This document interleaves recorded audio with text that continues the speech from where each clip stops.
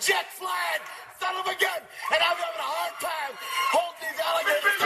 You're talking to the Rolex wearing, diamond ring wearing, kiss stealing, willing dealing, limo jet flying. We Rick flaring on us, flaring on us. We Rick flaring on us. You talking to the Rolex wearing, diamond ring wearing, kiss stealing, willing dealing, limo jet flying. We Rick flaring on us, flaring on us. We Rick flaring on us, flaring on us. It's apparent these girls staring. I'm Rick flaring, gold across my chest. I'm fresh to death, I'm Paul Bearing, not at all scary. When I open like Betty Wops, then find to these circles that's going in like a carry shot. Woo! I'm going in like a Mary Pop off that Mary Crop at the top flow at the Marriott. So questioning me is like questioning you. See, we the best dressed, so come and get blessed with the crew. Not one but two, different ways to slaughter your crew. Committed tat across the chest, I guess she blessed with the truth. People want to see them checks, representation of proof. Living through my elders, trying to resonate to the youth. But ain't nothing to get my flash on. Longevity is heavily embedded in my melanin. Layman terms, I last long. My grind repetitive, I'm smoother than real silk. Lyrical cash cow who can't cry over spilled milk. We in here. You're talking to the Rolex wearing, diamond ring wearing, kiss stealing, willing dealing, limo jet flying. We Rick flaring on us, flaring on us. We Rick flaring on us. You talking to the Rolex wearing, diamond ring wearing, kiss stealing, willing dealing, limo jet flying. We Rick flaring on us, flaring on us. We Rick flaring on us, flaring on us. This ain't no normal situation, this preparation with greatness. Industry full of fakeness, it's really up for the taking. See, life is what happened to you, more so how you take it. Don't get stripped of your knowledge and mentally leave you naked. I like to live otherwise. I'm sorry that I'm fresh to death. I put the polo and apologize. See, Black Sun, we ain't nothing like the mother guys. Quit to socialize, we organize, then we mobilize. Off the deep end like a scuba diver. And no confusion, just keep it pushing like Uber drivers. Woo! Business fresh just like a supervisor in a Gucci visor. Can't find a smoother rhymer. You're talking to the Rolex wearing, diamond ring wearing, kiss stealing, willing dealing, limo jet flying. We Rick flaring on us, flaring on us. We Rick flaring on us. You talking to the Rolex wearing, diamond ring wearing, kiss stealing, willing dealing, limo jet flying. We Rick flaring on us, flaring on us. We Rick flaring on us, flaring on us. Yeah, DQ baby. Shout out that boy Nigga for that fire track. Hey, Black Sun, sun up. What's up, Vinny Vegas? What in Vegas? Yeah. Shout out Pharaoh's Kids, D-Phase, yeah, Bubba C, yeah, Rick flaring on them, Rick flaring on them, Rick flaring on them, Rick flaring, sun up, baby.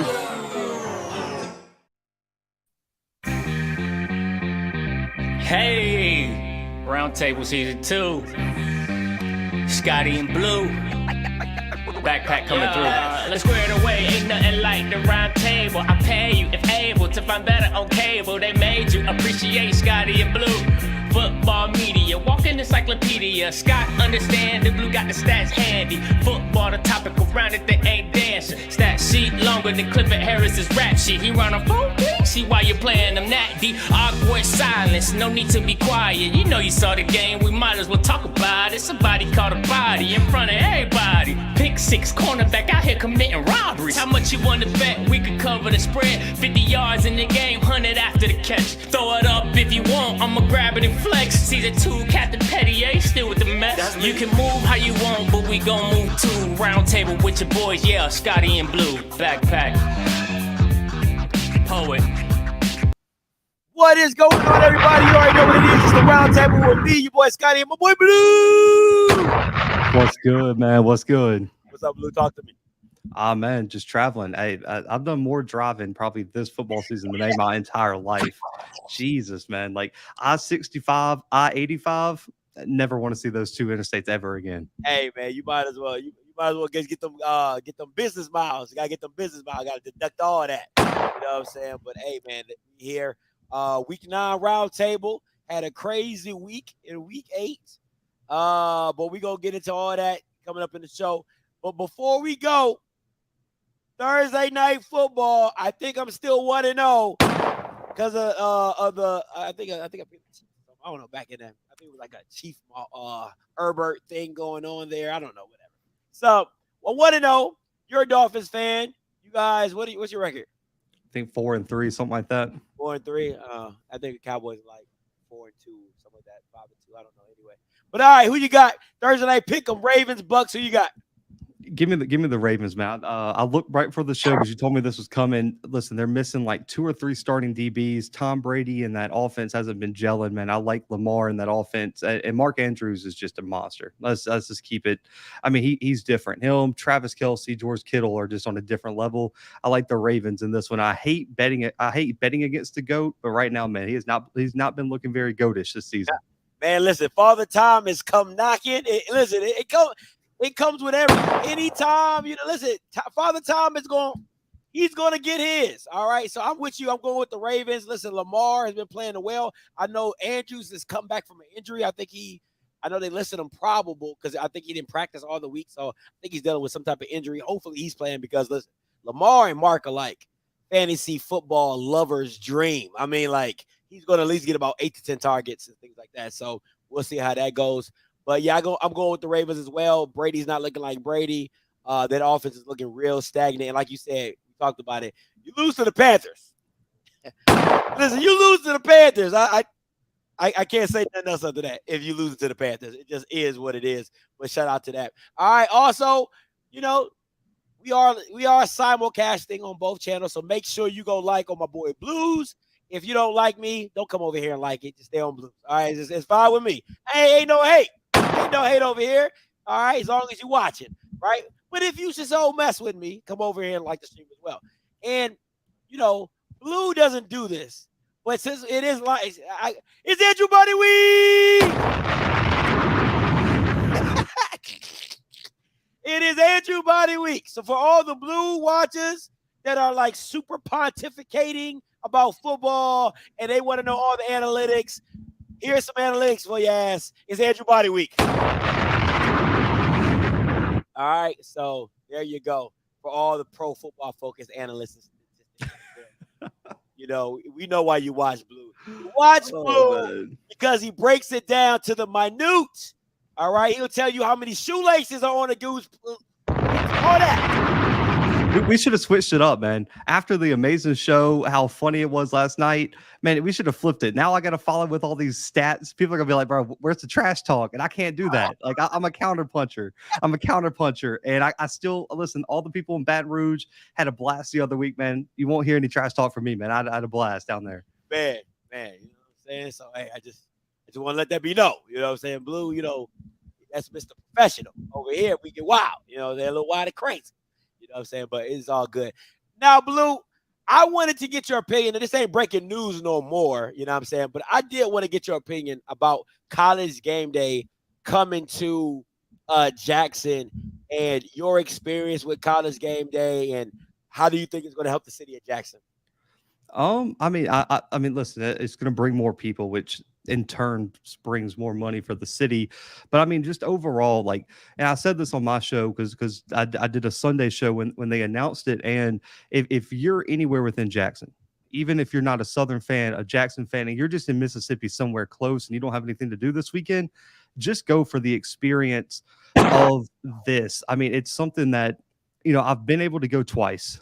To the show. I went down when it was at a neutral site in Dallas when Auburn, Oregon played, and I've been when they came for the Iron Bowl one year when I was a student in Auburn, and it's different.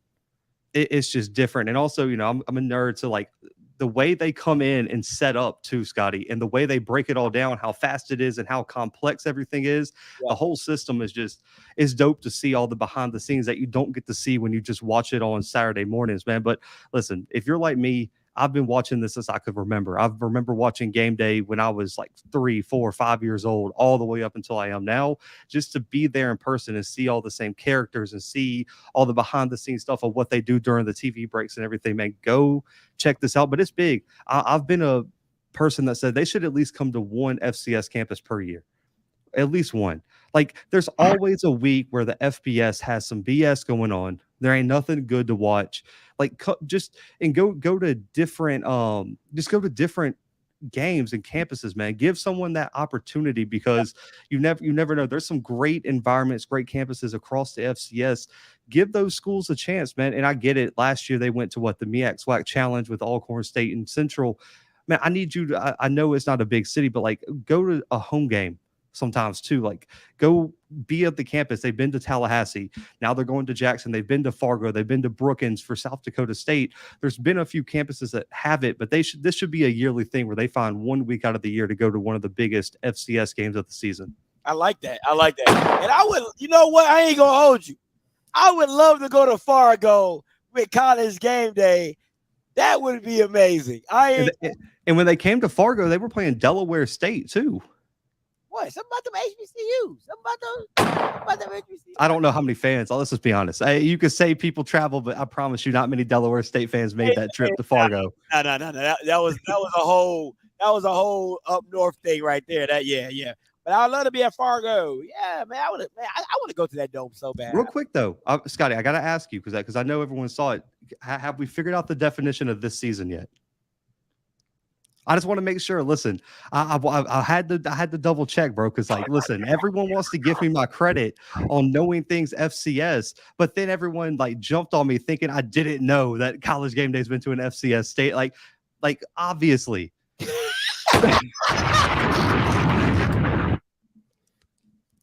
Oh man, I just had to throw that in there, man. I'm still upset about that. Listen, man, I don't know why you let that lady get to you, bro. Like, I really like. Listen, I say it so much, and you know me, I ain't scared. If you are tweeting with LaShonda about sports, stop it. If it has anything to do with athletic players, people, scores, touchdown, anything in the realm of sports, stop it. She don't know what she talking about. Now, if she talking about finances and school institutions, if she's talking about contracts, if she's talking about that type of stuff, cool. Granted, got it, good. You can listen to her. But sports, no, she's not the answer. Okay, I don't call this man the walking encyclopedia for nothing. Man, that's the only reason it got to me is like, bro, like all of y'all are cool with me. Y'all like, man, Blue knows his FCS, but I didn't know Game Day went to it. Like she was like, I guess FAMU's not FCS. I was like, when did they go? I've watched it all week. Like I wake up like solid 9 a.m. Central Time every week to watch Game Day. Like I would have known. Like I would have missed that FAMU episode. Don't listen. Everybody, all 296 people total on these two. Don't let LaShonda Love get to you if she's talking about sport. Ignore her. Ignore her if she brings up anything about sports. Listen, if she drops a cutout from ESPN, a screen, double check it for yourself. Okay? I'm so don't even let. God, that girl, I'm telling you. I'm still 25, man. I still got that like youth in me where like I gotta get in there sometimes. Like I'm still working on myself. I got some growth to do. Listen, you know you talking to the king of petty. I'm petty. You talking to the king of petty. So you know I'm with you, Blue. But listen, some people just don't even deserve your energy. And she one of them when it comes to sports. I'm not about to have a conversation with you. You couldn't even explain what a safety is if I asked. Stop playing with me. Stop it, man. Stop it. Anyway, listen. Week 8 recap. Let's get into it, Blue. Got some. I call Delaware State will never get another compliment from me ever again on this show. I thought this was an upset. It is an upset. Who said it wasn't? I just thought it, Yeah, no, that's an upset. And Scotty, I just want to ask you, me and you both picked Howard week 0. Isn't it amazing how good they look when Quentin Williams completes the passes he's supposed to complete? When you that team's really good. That team has so much talent, and it's just if they can get a quarterback that's consistent. If Quentin Williams played like this every week, Howard's sitting with what 1-2 losses right now, easily, and they win the SWAC. They win the SWAC MEAC challenge. They win that easily. You know what I'm saying? If they run the ball behind your left tackle that you love so much, they win that game too. So to me, I think it's a bit of both. It's a bit of what Quentin Williams you see, and then offensively. Because they can play both styles with you. If they want to throw it, they can throw it. They have a competent quarterback. And if they run it, they have the stable of backs to do it. They have an O-line that's decent that can make – you got a powerful left side. And you see it in the NFL, Blue. When a team has a powerful one side, they'll force it that way. I remember times when who was it? The Seahawks, when they had Sean Alexander. They had a powerful left side of the O-line. They would run counters, dive, sweep, all to that left side just to make sure that they were running behind the strength of their offensive line. It's just amazing, man. Listen, Howard looked good. What was it? Jared Hunter got going in terms of the rushing game because they couldn't load the box because Quentin Williams was actually being extremely efficient through the air. And on the defensive side, man, they got some really, really good players on the defensive line and the safety number 0. I'm blanking on his name right now, but he's an absolute stud. Yeah, just an absolute stud. So, man, Howard, this was a big win for them. I know it's just Delaware State, and some people will kind of brush it off, but this was a big win for the Bison, man. And I was impressed that they pulled this one off because this could have been that this was probably one of those where if they don't win, we're looking at saying, are they going to win a game in the MEAC? To me, what bothers me about what's going on in the MEAC, though, Blue, is that no team wins when you think they're supposed to. Like the game, you're like, to separate yourself and to be the big dog, you got to win this game. And then they get slashed. I'm like, yo, what is going on here? So you don't know who's a contender and who's a pretender because every week somebody can get it. So it's literally every game is literally a toss-up. It's crazy. Valley and Bethune, the battle of the bad. Listen, man. Listen. Somebody had to win. These are the games you like to see because somebody got to win. So Bethune ended up winning. Congrats. You know it's bad when Jalen Jones got over 400 yards total offense. He went off. It's just, man, I don't know where Valley goes from here, man. I think this season is one that you just got to chalk up to. We didn't have the dudes we thought we did. That's just there you go, Robert. We'll leave it at that. The booty ball. The booty ball. That's a good one. I ain't gonna lie. That's a good one. That's a good one. The booty ball. All right, listen.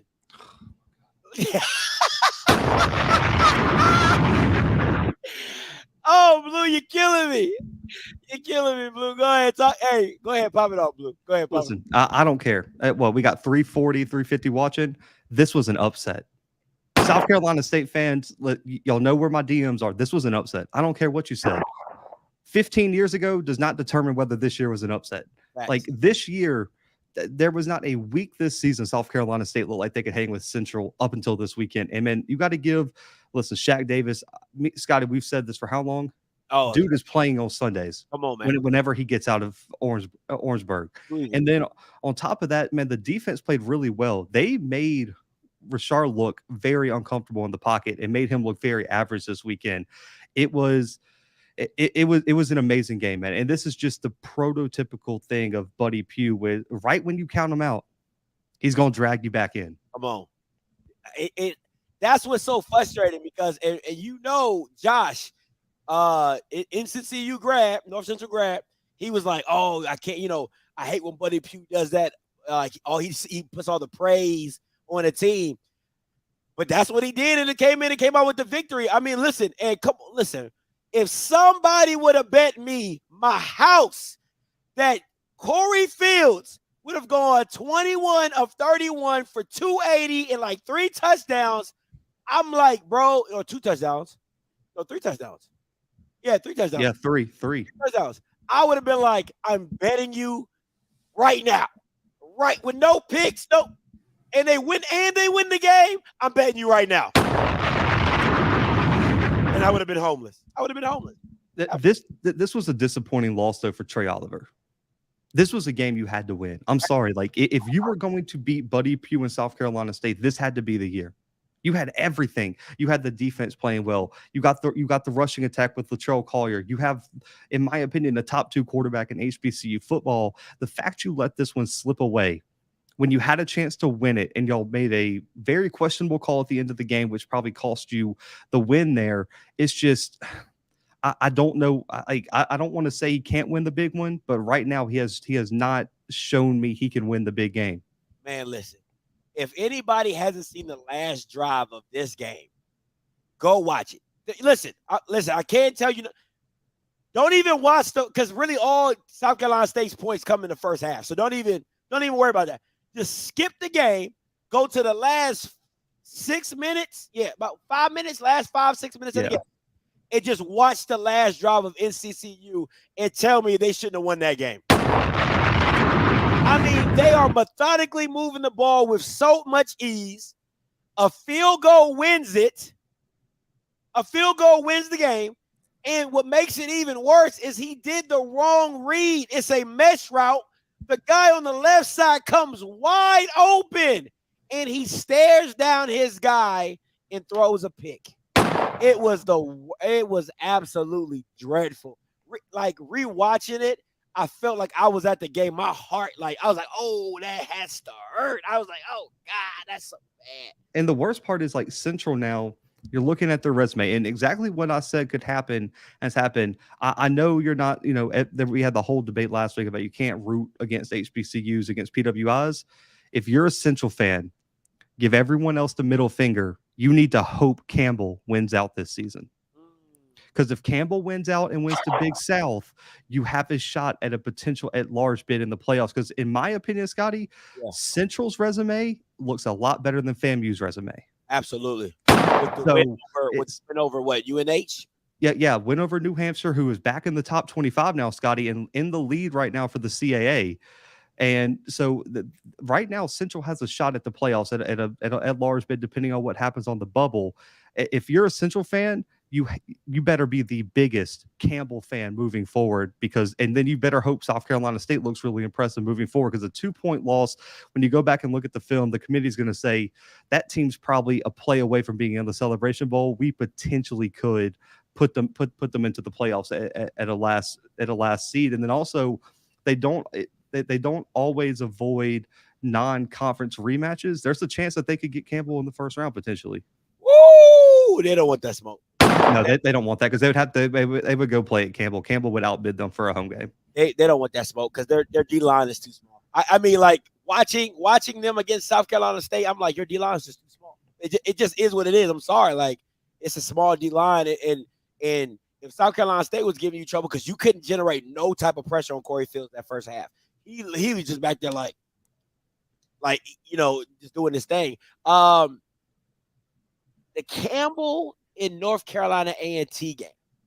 Now, if Campbell goes in there and smashes North Carolina A&T and NCCU smash North Carolina A&T, that helps you. Yeah, that helps you a lot. Okay, I just want. What the best case for Central would be Campbell beats A&T this weekend, and then both teams win out, which is very possible. I mean, after this game, neither A&T nor Campbell have a really tough game. I think Campbell's toughest game potentially could be Gardner-Webb, potentially, and then they got Delaware State to end the season. I don't think Delaware State's hanging with Campbell this year.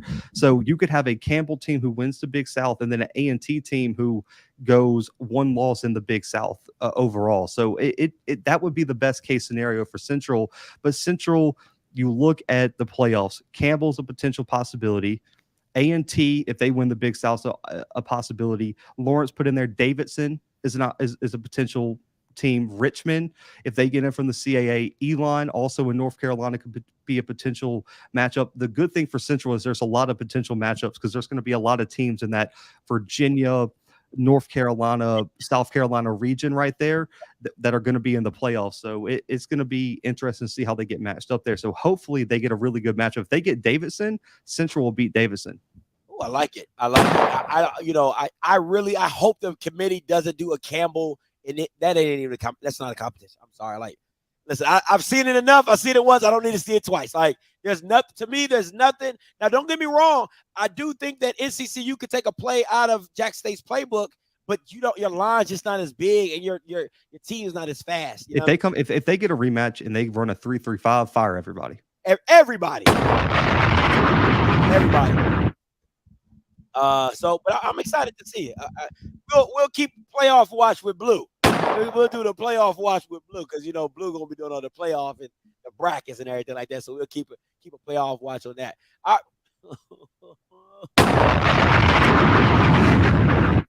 should have just been late to this show. I should have came at the 25, 30, 35 minute mark. Ooh!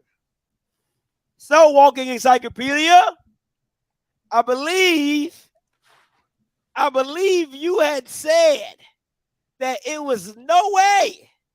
I did. No way that my boy, Andrew Buddy, would beat Alcorn at the reservation.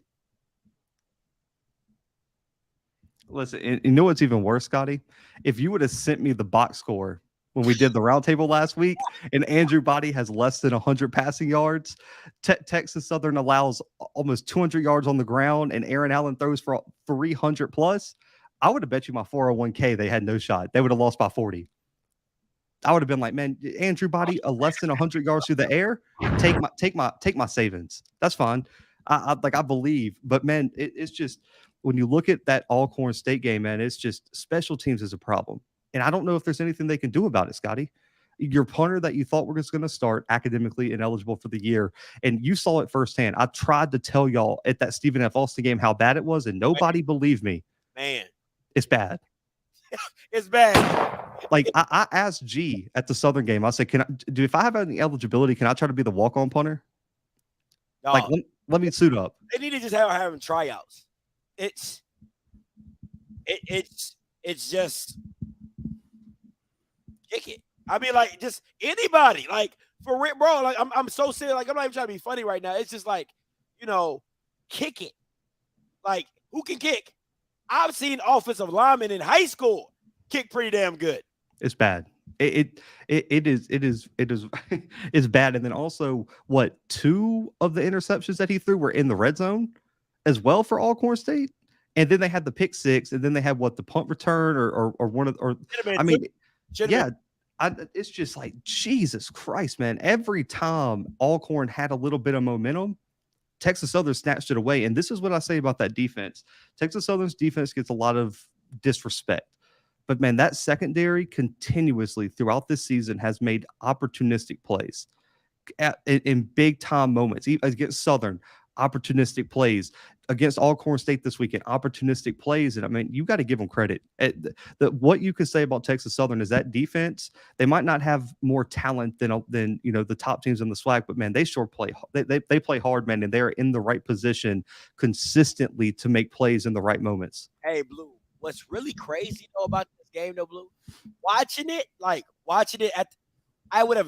never felt at any point in time Alcorn had over 500 yards of total offense. It just didn't. Nothing on the field was telling me I was not worried about Alcorn's offense at all the whole game. And I walked over to G at halftime. I said, "Bro, we're supposed to be blowing you out right now." Real talk. No, I was so serious. What happened? We didn't get the punt return because he was supposed to take another punt return back to the house. He got clipped by the punter. That was supposed to be a touchdown. We were running the ball all willy-nilly. Marsh took the ball out the running back's hands too soon and started making Andrew throw the ball, which is bro, why? When we've been running the ball so well. You know what I'm saying? So that happened. He was calling some dumbass plays as usual. I swear, for God, watching that game, that had to be the most useless 500 yards I've ever seen in my life. No bullcrap. Because without that last-minute touchdown that they scored less than a minute, we were up by 14. We were up by 14. Going into the last 2 minutes of the game, we was up by 14. And we was up by 11 for like most of the third, like the last bit of the third and most of the fourth. So it just never felt like they were ever in the game. It never felt like Agent Zero wasn't a factor. People say he ran for 100 yards. It was the most useless 100 yards I've ever seen in my life because he probably got his chunk of his yards at the end of the third and in the fourth quarter. Like, so he was irrelevant most of the game. Man, I'm telling you, watching that game, Alcorn never had a chance, bro. Isaiah Hamilton, though, that dude is different. So he hit me up, Scotty, and I asked, he's cool with me saying this. I mean, he hit me up to ask about his Pro Football Focus grades, his coverage grades. Man, he's top 15 in the entire country right now and leads the SWAC significantly right now in coverage grade. Y'all, let me tell you, that kid in person, he plays with so much. You can tell a guy who plays like this is what I do. Like don't test me. You know what I'm saying? They got a touchdown on him because he stumbled. The receiver pushed him down, and then he went to go catch the ball, and Zay was on the ground. But that's a kid you don't test. You don't test him. He tackles, unlike Travis. And anybody, I will take Zay Hamilton over Travis any day of the week. And the reason why is because, one, he's super more physical. He plays very fluid. He's so fluid in his hips. If you watch this kid, he can stop and stop on a dime.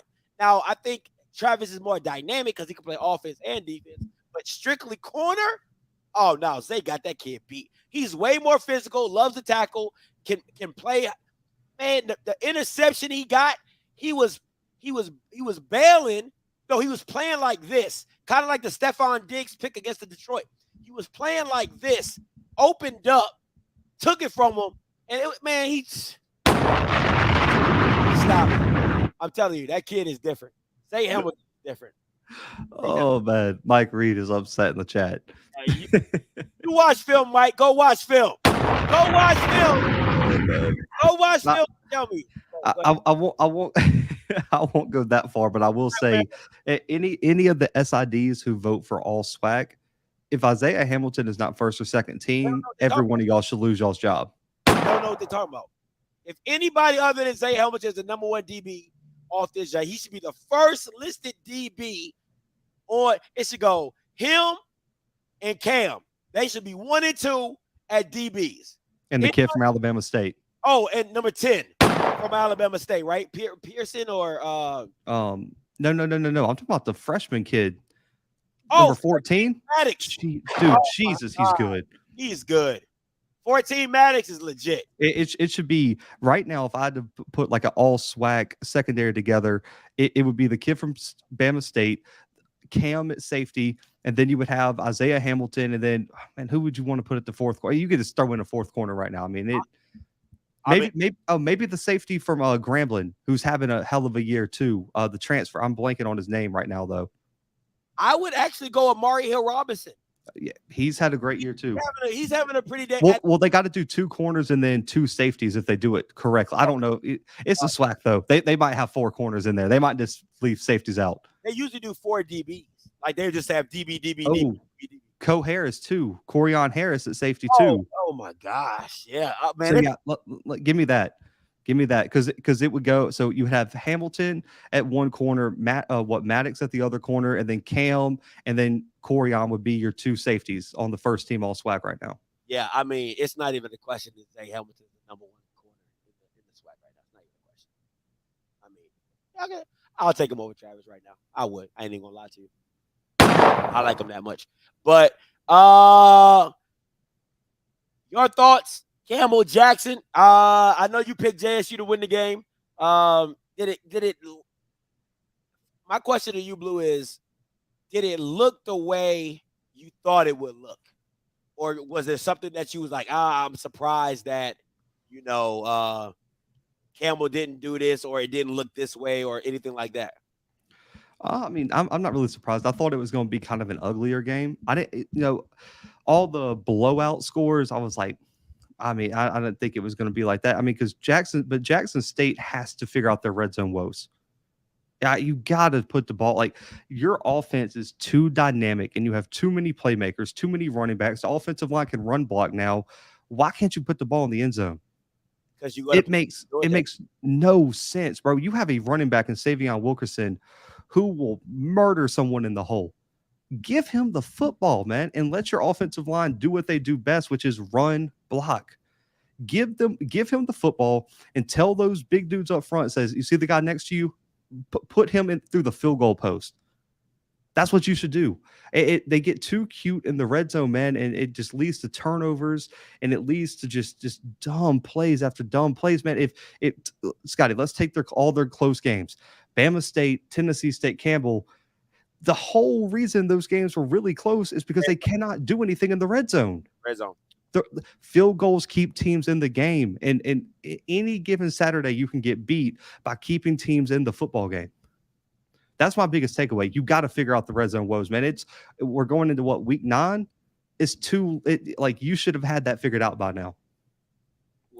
I mean, then he said JD Martin fumbled. He shouldn't even have the ball. Like that's not a JD Martin. Listen, man. You have if you're an offensive coordinator, you have a guy that you're like, hey, this is your time. And that's Wilkerson. Anything inside the 10-yard line should be Wilkerson. Point blank, period. He is a bowling ball. Did you not see what he did at Valley when he broke 3 tackles and took that joker 40 yards to the end zone? He ran one guy over, stiffed arm another guy, and took his ass into the end zone. Like, it's not even a debate who should be getting the ball, but you want a stat pad for Shedeur because he's on a Heisman watch, okay? And that's what you look foolish for doing it. But they can get away with it, Blue. Nobody's making them pay for their red zone woes. So you can get away with it. We can go 0 for 2 in the red zone, or we can go 1 for 3 in the red zone, or 2 for 6 in the red zone, because ain't nobody gonna score on us. Well, it's not even like they're. Yes, sometimes they put the ball in Shedeur's hands, but also I'm not putting it all on Shedeur either, because Shedeur threw the INT, but also you got Shane Hooks. Let's go back to the Tennessee State game. You are 6'5", 200+ pounds, and you got a small DB stripping you, taking the football away, staying on his feet, and running the other direction. You got big boyed by a dude who's half the size of you. You cannot have that happen. That's inexcusable at the college level, man. You can't just have someone take the ball from you while you're running. That's little league stuff. And then JD Martin fumbles, Savion Wilkerson fumbles. Like you got to put your players in better positions in the red zone, man. Jackson State would be beating teams by 3-4 touchdowns if they could just consistently put the ball in the end zone rather than kicking field goals. And then they also got to figure out the blocking scheme on the field goals, man. What's that, their second or third field goal that's been blocked this year? And I know Prime said that he was going to, change it up, but man, I've played all line. I was always on field goal. Man, you know how simple it is to field goal block, bro? Isn't it blocked down? And it just you just step just hold the gap. Yeah. Everyone has their gap, and you should not be getting run over. Like, come on, man. It's simple little things, but also the big takeaway from this game, Aubrey Miller's a grown man. That dude is just, man, listen, he's good. I'm just gonna leave it at that. In terms of downhill linebackers, he's one of the best in the FCS. This is my issue with it, right? I'm okay. My only thing with I'm not saying he's not good. I'm not saying that. That's not what I'm saying. I want to be very clear what I'm saying. He's effective, but to me, he doesn't deal with okay. He doesn't do well. Like, how am I going to say this? You don't see him doing a lot of shed blocks. You don't see him doing a lot of scraping. You don't see him doing a lot of sideline to sideline action. You don't see a lot of it. So it's a very limited scope on what you get from Aubrey Miller. What he does very well is, like you said, downhill. He's a downhill guy. He's going to fill the hole. He's going to fill the lane. He's going to fill the block, whatever. A lot of the stuff that happened, and I can show you multiple plays of just Campbell locking down and not getting back to the linebacker. And at some point in time, to me, and this has nothing to do with Aubrey, has everything to do with Campbell, is that at that point, you should no longer be focused on the D tackle. You should be going straight to the linebacker because he's causing all the ruckus, because all you're doing is once they block down Blue, the linebacker is coming right off his ass, you know what I'm saying, and filling the hole which you just made. So, listen, did he have a great game? Absolutely. The one thing I love about Aubrey Miller is if he touches you, you're going down. He's a solid tackler. If he touches you, he gets his hands on you, you're going down. I just don't think he's a dynamic linebacker. You can't. He's just not dynamic for me. He don't shed blocks. He don't go sideline to sideline. He doesn't scrape. Like, he doesn't do all the. They don't ask him to do it. They don't ask him to do it, so you don't see a lot of it on tape. But anything downhill, see ball, go get ball, absolutely. The guy who stood out to me the most was number 6, Huggins. Huggins was killing that tight end. That guy, the guy you love, he was working him. Push, pull, shed. I mean, literally stab blocking. I mean, it was however you want it, Huggins was giving it to him. He had the most dirtiest job, and he did his job to a high level. That's just my personal thing. But, you know, Aubrey had a great game. Aubrey had a great game. So I don't think so. Hell no. No. Hell no. You can't say that. This isn't even. Listen, finisher. I get what you're saying, because like Aubrey's doing his thing for his position. It is not even a conversation between how dominant James Houston was and what Aubrey Miller's doing right now. It's not even a conversation. Like, it's not even in the same ballpark. The same, like, you're talking like it's like AAA to like MLB. It's not even close. I mean, what can Blue? I'm explaining to you. He doesn't have. Listen, man. It's the same thing that happened last year. Aubrey Miller was rarely in space. Who did they use? Keontae Hampton. Who did they use to guard tight ends? Keontae Hampton. Who did they use to chase running backs out the backfield? Keontae Hampton. Who, like, stop playing with me. I watched more film than probably most of y'all in this chat. I'm telling you right now, the benefit that Aubrey Miller had last game is literally Campbell did nothing to touch him.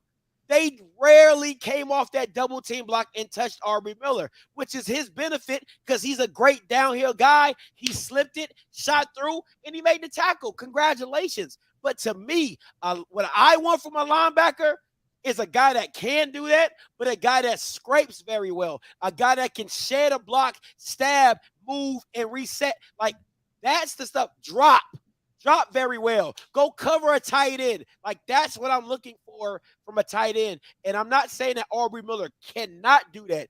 They don't ask him to do those things. So that's why it is.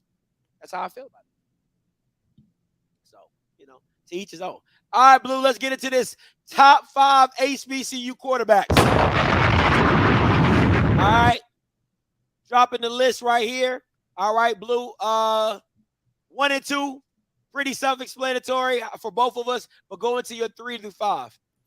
Yeah, I think 3 through 5 is pretty close. I think even like 3 through like 6 or 7 can be close. I would have Body at probably 6 or so. And man, I just think, man, Draylon Ellis is having a great year. And I think, you know, the stats, you can't really compare them side by side because Draylon missed 2-3 games this year too with injury. But since he's been back, man, he has just been absolutely electric. Scotty, last week, 309 yards, 3 passing touchdowns, and completed 75% of his passes. The past 2 weeks, he's put up 3 touchdowns in both of those games. Since he's come back from his injury, he has been just absolutely electric, and I love his ability to get out of the pocket and what he does with his legs. Listen, Musa, I know you don't like him, but I mean, you can't deny what he's doing right now, man. Almost 2,000 yards passing this year, 11 touchdowns, only 5 picks. Also has that rushing touchdown. He's been getting more and more efficient as he's been getting more comfortable in the offense. The one game that he has not looked, that he looked probably his worst was Jackson State, but Jackson State has made every single quarterback that they faced look atrocious. And the reason I put Fowler, guys, over Body and some of these other quarterbacks is I can't put a quarterback in the top 5 that doesn't have a plus touchdown to interception ratio. You can't be a top 5 quarterback in any list if you have more picks and touchdowns. And you can say what you want about Fowler, Scotty. He didn't start out the season very well against North Dakota State or Duke, but since then, 905 passing yards, 9 touchdowns, only 1 pick on the season, Scotty. And in the past 3 games has completed over 63% of his passes. Last week had 4 touchdowns just in the first half against Robert Morris. Man, I think Jalen Fowler has earned his keep at that 5th spot over some of the other quarterbacks on any other list. And also, I do want to say Scotty's got Trip Hamilton. I don't watch D2 football, so I didn't feel comfortable putting any quarterback I haven't watched actual film on my list. All right, so yeah, so I'm gonna go with Trip Hamilton. He's actually not D2. He plays for Langston, I believe. Langston's NAIA. Oh, then I definitely there's no chance. I know, but it's HBCU. So it was actually between him and the dude from Albany State, but I like Trip a lot more. Trip is real dynamic. For the season, he's 67 of 112, 3 picks, 11 touchdowns, over 1,000 yards. For rushing as well, has 5 rushing touchdowns. Listen, this kid's dynamic. Their team has been killing for the last 2 years. He's been the starting quarterback. I love Trip Hamlin. I love his dynamic. I love what he brings to that team. Draylon Edwards is pretty much self-explanatory. Him coming the first half before he went down, he was good, but he wasn't great. Now that he's back in full-fledged and force, he's awesome. Listen, it came down to Jerry Mamusa and Andrew Body, right? This is how I look at it. I think Andrew Body is a detriment to his offensive coordinator. I think a lot of what Andrew Body struggles through is a detriment to his offensive coordinator, but he's just more dynamic to me than Jeremy Musa. I'm not saying Jeremy Musa is not a good quarterback. I'm not saying he's bad. I just like dynamic guys. That's why my list has guys you can throw as well as run. So for me, a lot of it, like stats-wise for Jalen Fowler, I absolutely agree. But when I watch the film and I like to see dynamic guys. Jeremy Musa is just not dynamic for me. So great guy, great quarterback. You know what I'm saying? I think if you're a thrower, you better be a damn good thrower. Hey, I'm gonna pick you apart. Because even Lindsey Scott's dynamic. The Fordham kid, I haven't seen much film on him, but I don't know how much. He's got 2 rushing touchdowns. He's not dynamic. He's a big white dude, bro. He's not very dynamic. So I assumed he wasn't, a runner or anything like that. So for me, I think that a lot of stuff that goes down with Andrew, I like him because he's dynamic. I think his offensive coordinator does him disservice a lot of the times. But, I'm going to roll with Andrew Body over Jeremy Musa in that sense. Now, listen, I look at it like this. When I compare people, like if I put Jeremy Musa on Texas Southern, how much better are they? You know what I'm saying? Are they a better team, or are they the same? Or can they win some of these games? And and to me, there's no difference. I don't think if Jeremy Musa is on, because there's a lot of times I watch Andrew Body, I'm like, bro, he's running for his life. You know what I'm saying? So I'm like, you know what I'm saying? I know Jeremy Musa ain't running for his life. Like, you know what I'm saying? In the aspect of that he can get out and run and do all those type of things. So that's why I went with my boy Andrew Body. So that is the top 5. So someone said, who are your next 3 on the bubble? Like who are your honorable mentions? Jeremy Musa was my next guy. I like the guy from Albany State. I believe his name is Deontay. I like him as well. And I haven't seen much of Jalen Fowler, so I couldn't put Jalen Fowler, but it would have been Jeremy Musa. It would have been the kid from Albany State. And I'm trying to think about Macus. Nope. SWAC. Maybe Bashawn McCray. He would be in my, because it'd be Andrew Body would be right there. I think Bashawn McCray would be right there. And then after that, man, it kind of gets very a little iffy, because you could make an argument possibly for Aaron Allen being somewhere around that range, but also I really do like the kid. He's young, the kid from Delaware State that stepped in this year. I think he's got a lot of potential. He's just young right now, man. I don't think Delaware State has a lot of weapons around him, but man, and then of course you got, if Corey Fields could figure it out, if he could perform like he did last week every week, he could be right there. But I just can't trust him. You can't trust him. He could definitely be 6'7", If he played like he played, because listen, man, you're not asking Corey Fields to beat Shador. You're not asking him to beat Davis Richard. I'm literally just asking you to be a great game manager.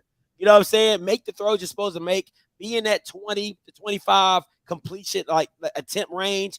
Be 17 or 15 of 20, 17 of 25, like somewhere in that ballpark with like 240, 230, something like that. Come on, man. Stop playing, man. And Byron, I think D Davis, if you're basing off potential, yes, but man, I just got to see him be healthy.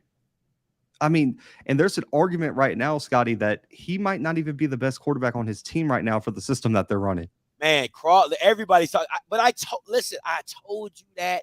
I told you that in the beginning of the season. I said a lot of players wanted Crawley because he's a better thrower of the football, and everybody was like, "No, Demetrius." I'm like, that's not what people are telling me. People are telling me that they want Crawley because he's a better thrower, and when you look at the film, and anytime that Crawley comes up, they are not scared to throw the ball. Like, they just are not.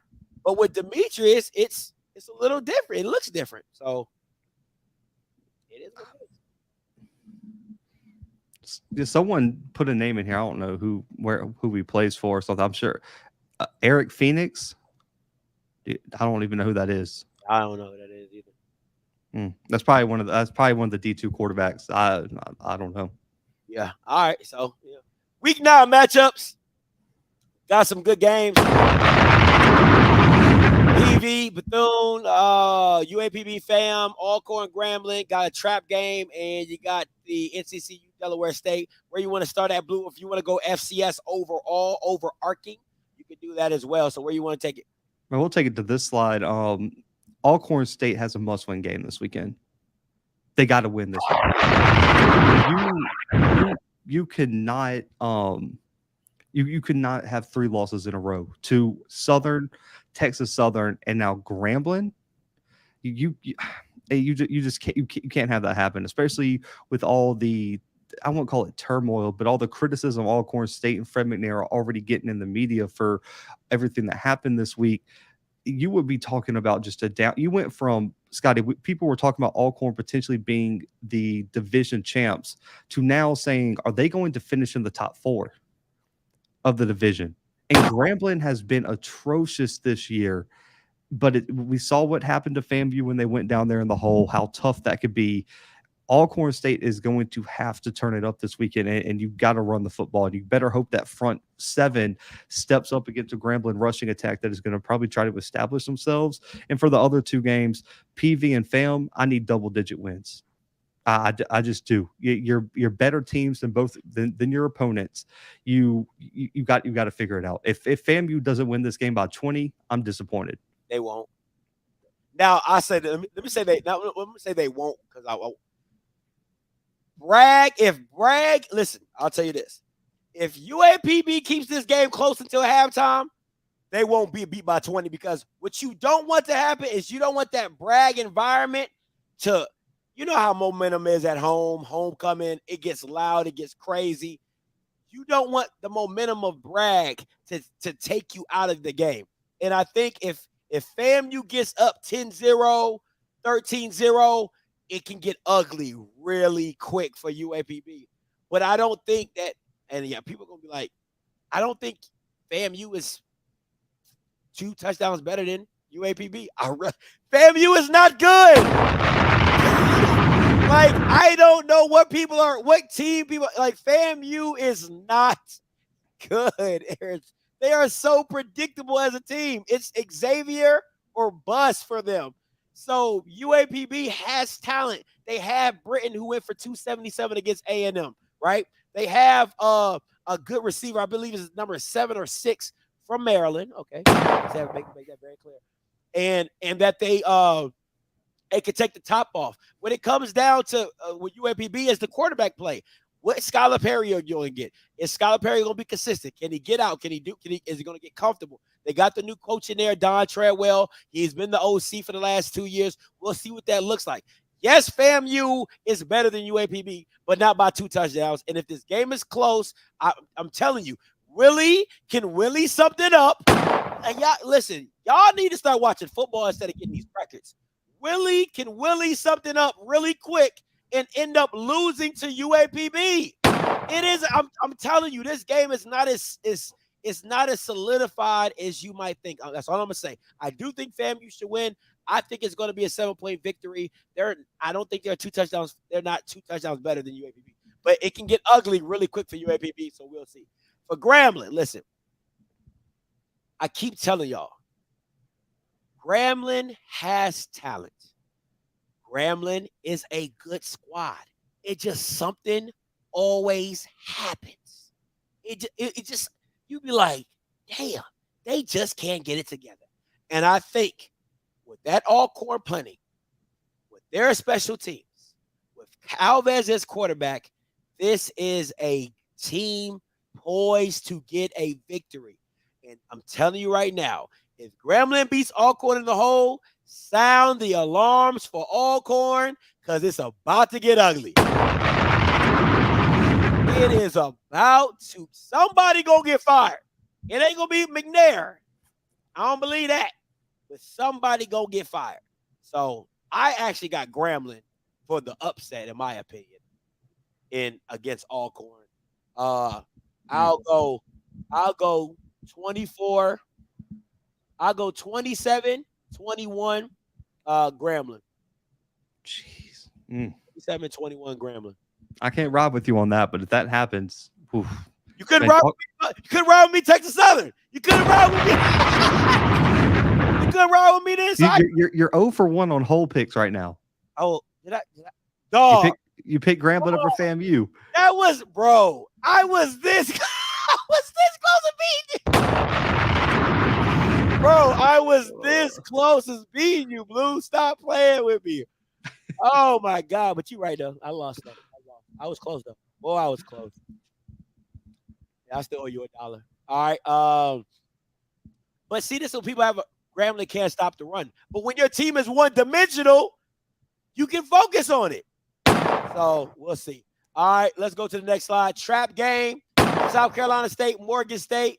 Not a trap game. Not a trap game. Okay, not a trap game. I gave Morgan all the credit in the world. I tried to ride the bandwagon, and then Central just drug them up and down the field on Thursday night in front of the whole world to see on ESPN2. If South Carolina State loses this game, just throw the whole MEAC away. I don't even want to know who wins the conference at that point. Like you would have Howard with one conference loss, Delaware State with one conference loss. I mean, everyone would be back in contention. It's just South Carolina State can't lose this game. If you beat Central and lose to Morgan State the next week, Jesus Christ. I got South Carolina State big in this one. I think they win it by double digits. Listen, man, it's called a trap. Y'all, it's called a trap game for a reason, Blue. Like, who do they have next week? Who? South Carolina State? Yeah. Is it? I thought it was, no, it's not NCCU. Who is it? It's is it Delaware State? Oh, I guess it could. Yeah, it is Delaware State. November 5th next week. You know what I'm saying? To me, I think all these games are trap games in the MEAC. Because ain't nobody, everybody you think is a contender could possibly lose. So they all trap games. If I'm being honest, you know what I'm saying? Listen, man, listen. If Morgan State puts their best game together, listen, South Carolina State is beatable. And it's not beatable because I do think South Carolina State's defense is legit. I do believe that. I think they're legit. Offensively, they don't know who they want to be, Blue. If you listen, Blue, let's be real. If you get a bad Corey Fields this game, which is possible, he throws 2 picks, one goes back for a pick 6. This is a game. This is a game. Corey Fields better show up. I will agree with you on that. It's just, man, how do you look at the MEAC moving forward if Morgan State wins this game? Nope. It's super beatable. Everybody's beatable. That's all you can say. Everybody's beatable. There's no Jackson States. There's no last year FAMUs and Jackson States to where you knew they were the 2 best teams and everybody else was playing for third. That's what you knew last year. There's nothing like this. In the MEAC to me is who shows up that Saturday and what that game could possibly look like. I think Morgan State has a damn good chance to win this game. They're at home.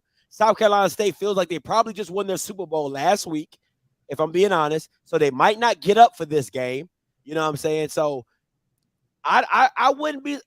I think South Carolina State should win. I'm gonna pick South Carolina State to win, but I would not be surprised if this game is 17-21. South Carolina State. Let's get out there with the win. If you're Buddy Pugh, you just got to get out there with the win. You can't. Someone said, "Give me the Howard versus Valley Celebration Bowl this year." Oh man, I like this. South Carolina State is beatable or unbeatable on quarterback play. That's a great point. If Corey Fields plays at a decent level, I mean like above average level, South Carolina State's a dangerous team because defensively, they're gonna play. They're gonna play defensively. They're gonna bring it. So, I'm like this close to picking Morgan State. I really am. And I can't do it because every time I doubt Buddy Pugh, it just like he finds a way to figure it out. But it's not. But see, that's the thing. Buddy Pugh loses to the team he's supposed to beat. That's the problem. Like the teams you think Buddy Pugh's not supposed to win, that's the games he wins. The games he's supposed to dominate, you be like, you lost to them? How you lose to them, buddy? So, oh man, it's MEAC football. All right. Once again, you can call this a trap game because, listen, bro, it's the MEAC, man. I feel you. Let me just say this. I know Josh is about to do his HBCU nightly. Josh, delete your Twitter if y'all lose this game. Facts. Just delete it all social media, everything. I mean, you cannot lose this game. But I got Central bouncing back, man. We saw it happen last year. They lost a close game to South Carolina State last year, kept them out of the Celebration Bowl. I think I trust Central to win out, man. They last week they still had chances to win the game, and they played probably one of their probably second worst game of the year. That Campbell game was atrocious. So their second worst game of the year, they were 2 points away from winning, had a chance to win late. I got Central in this one, even though I do think, man, with the MEAC, I guess you never know, but I like Central in this one. I like Central as well. I'm not even going to try to debate with Delaware State. I think Davis is he's going to be on a mission. I think he's going to be locked in. He knows what he did to make a mistake. He knows that he lost the game for his team. So listen, I wouldn't want to be Delaware State. I really wouldn't. I think he's gonna tear him apart. I think he's gonna be ready and willing to play this game. All right, listen. Magic City Classic, A&M, Alabama State, Blue. Give me your points for both teams and give me your winner and your score. Did you put this on? You did a video about this or? I haven't even talked about this game yet on my channel because I moved my FCS preview to tomorrow night due to the travel. So I haven't even talked any of these games, but this one, this is going to be weird, Scott. I can't believe I'm saying this. How many years has it been since Alabama State had the better quarterback in this game? Oh man, right before. I know it's been 4 years because they have had Akil Glass for at least 4 of those years. So. An Alabama State fan messaged me and said that it was the first year since they had Tavares Jackson at quarterback that they've probably had the best quarterback in this one. And then it's also crazy because Donovan Eaglin looks really good. Really good. And so if he has it could come down to whether Alabama State's quarterback lives up to potential, whoever they put out there, and whether Alabama and A&M can run the football. The one thing that worries me about A&M is how it is much improved as the defense has been this season. Watching, if I'm not mistaken, that UAPB game, they gave up a lot of yards. They struggled really, right? They struggled defensively. And I just think Alabama State has too much talent this year, man. Regardless of which quarterback goes out there, Crawley, D. Davis, I trust them to make plays against this defense. I think Earth, Wind, Fire, this is a big breakout game for them. And Scotty, what's the best part about streaks? They're all built to come to an end. I think Alabama State ends the streak this weekend and pulls off the upset. You know, today I was watching A&M and Alabama State. I was watching Alabama State's defense and Alabama A&M's offense. I was just trying to see how they matched up, just watching some film on them. I like Alabama A&M's chances. I think the issue, I'm telling you right now, the biggest factor in this game is what's the quarterback? Xavier Langford. he's a horrible read.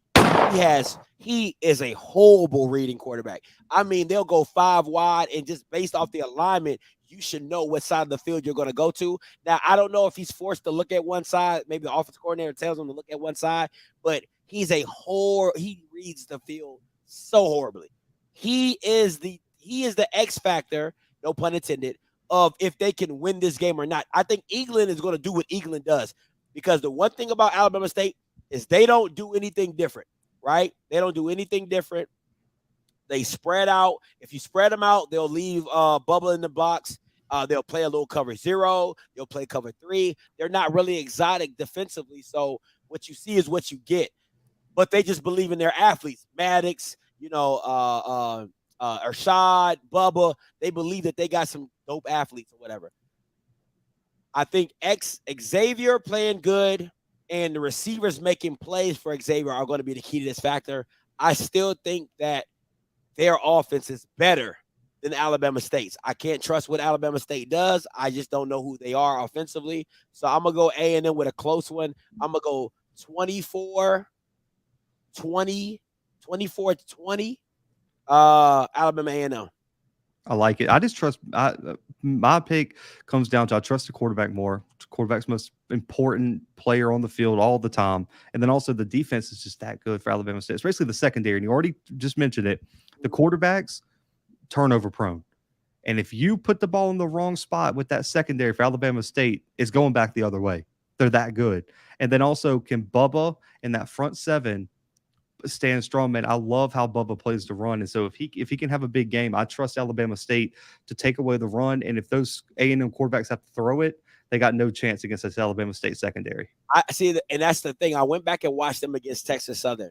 And if Texas Southern would have committed to the run, spread them out, commit to the run, they would have had a damn good game because they were getting chunk plays. And I think the way that DT likes to do things, how he spreads you out and still runs the ball, I think that actually favors A&M over Alabama State because Ershad is going to come down and he'll play that slot guy in that cover 0 look. So it is literally 5 in the box. It'll be 5 in the box, so it's 5-on-5, or it might be 6 in the box. So you got 5-on-6, and you're asking your running back to make somebody miss.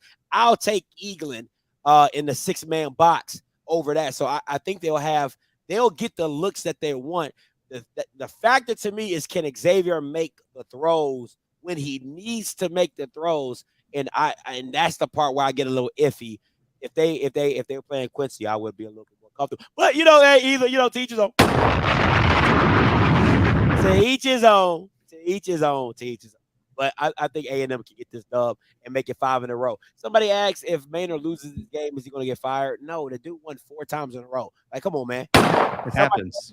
Somebody got to lose. Yeah. Somebody got to lose. All right, game of the week. You're not going to pick it, right? Because you're doing this on your show on Friday? No, I mean, I'll pick it. It's all good with me. Yeah. That's it, Blue. Yeah, I got JSU winning this one. I think the score that I got in my article that I'll drop tomorrow on my FCS picks, I think it's 27-13 Jackson State. I think they probably score late to make it 2 scores. It's a rivalry game, so I never feel comfortable picking like a bona fide blowout in a big rivalry game because you could throw the records out when it comes to this one. But it's going to come down to, one, the Southern defensive line. They got to play big. Jason Dumas has to go off. Trey Lang's having a big year. Jordan Lewis has to find a way to get into the backfield. You have to force Shador off his spot. And Scotty, I've said it for what? It's week 9? Said it for 9 weeks. If you allow Shador to sit back in the pocket, he's going to pick you apart. I don't care what your secondary is. Corian Harris has to have a big game at the safety spot. Your safeties have to play big time against Jackson State then, because they will spread you out and you've got to force some turnovers in some form or fashion. And then also for Jackson State, put the ball in the end zone. If you allow Southern to stick around, this game could get really interesting. If you can put the ball in the end zone, jump up 10-0, 14-0, it puts a lot of pressure on Southern, who wants to run the football to stay in this game. But if Jackson State turns the football over, puts up field goals, doesn't score in the red zone, this game is going to be a lot closer than a lot of Jackson State fans are comfortable with. But I got Jackson State by 14 this weekend, 13-27. I got Jackson State by 1. I had 28-21. I think my score might come down a little bit with the rain. being an impact in this game. So I think it might be even lower than that. It might be 21-24, or maybe like 14-21. You know what I'm saying? Something around there. I just think that rain is really going to play a factor with the offense. Listen, everything really everything you said, Blue, it comes down to that Southern D line against Shedeur and his offensive line. If they make it difficult for Shedeur, this game is not going to be as good as Jackson State would like it to be. If Southern D line is what it's advertised to be against Jackson State, it's going to be a problem. If Jason Dumas looks like anything from that PV SWAC championship, this game is going to be ugly. It might be 10-3. Like, it might be I still think Jackson State going to come out on top, but it could get really, really ugly. And I'll say this, people don't like it when I say this, but when Shedeur gets touched, that ball gets a little loosey-goosey for him, and he does not protect the ball very well when he gets pressured. When he starts doing all this and the ball comes out, it starts looking really, really bad. He fumbles a lot once he gets that pressure on him. So you don't want those opportunities. So, but I still think Jackson State's the better team. Offensively is what, listen, man, Bama just don't be scoring on Jackson. I mean, like, it's just at the end of the day, that's what it comes down to. Listen, if I was the offensive coordinator, you got to take your chances with the DBs. I'm like, I know it sounds crazy, but you have to take your chances with the DBs because that front seven is legit. They're fast. They get after you. They do what they do. You got to take your chances with the DBs. You got to take your shots. You have to push that defense back. If you do not challenge that defense over top of their head, they're just going to squeeze the field on you. And the next thing you know, you're suffocating, and up look like down look like up, right look like left, and left look like right. You don't know what you're doing. I'm just the biggest concern for me is Southern's offense by far. Because McCrae's had some good moments this year, but McCrae's also had some really bad moments. And if Jackson loads the box, which we know they can do because they trust their corners on islands, all of them. If they load the box, take away Ligon, take away Gerard Sims, take away that rushing attack, do you trust McCrae? Do you trust those wide receivers to play on islands and he'll make the right read for 60 minutes on Saturday? 60 minutes? No, but you don't okay. This is the thing with Jackson State. You don't even have to play 60 minutes of football. If we're being real, you really don't. You just have to have a good quarter, and then because Jackson State is what I've seen about Jackson State's offense. If you play consistently, or if you play a bend and don't break, they'll kick field goals. Okay, kick field goals. Okay, cool, whatever. You know what I'm saying? What it is with Jackson is when they're going to make a great play. They're going to break something, and that gives them the touchdown. You got to compete with that play, right? So you got to get your 7. They'll go 10. You get your 7. They might go field goals. You know what I'm saying? Like, that's how you got to balance it out. You don't got to play, if I'm being honest, you don't really have to play 60 minutes of great offense. You just need a few big plays to go your way. And I love August Petrie against this defensive back. Now, what I would like to see, and it's just me personally, is I would like to see August Petrie against Travis or against Nugget. I would like to see, I think it's number 2, Dyson. I think he's 6'5". Yeah. I think he's 6'5". I would like to see him against Travis or Nugget or Kev Wiggins or Zay Bowden. And because I talked to the receivers after the Southern Alcorn game, and they call themselves the Throw It Up crew.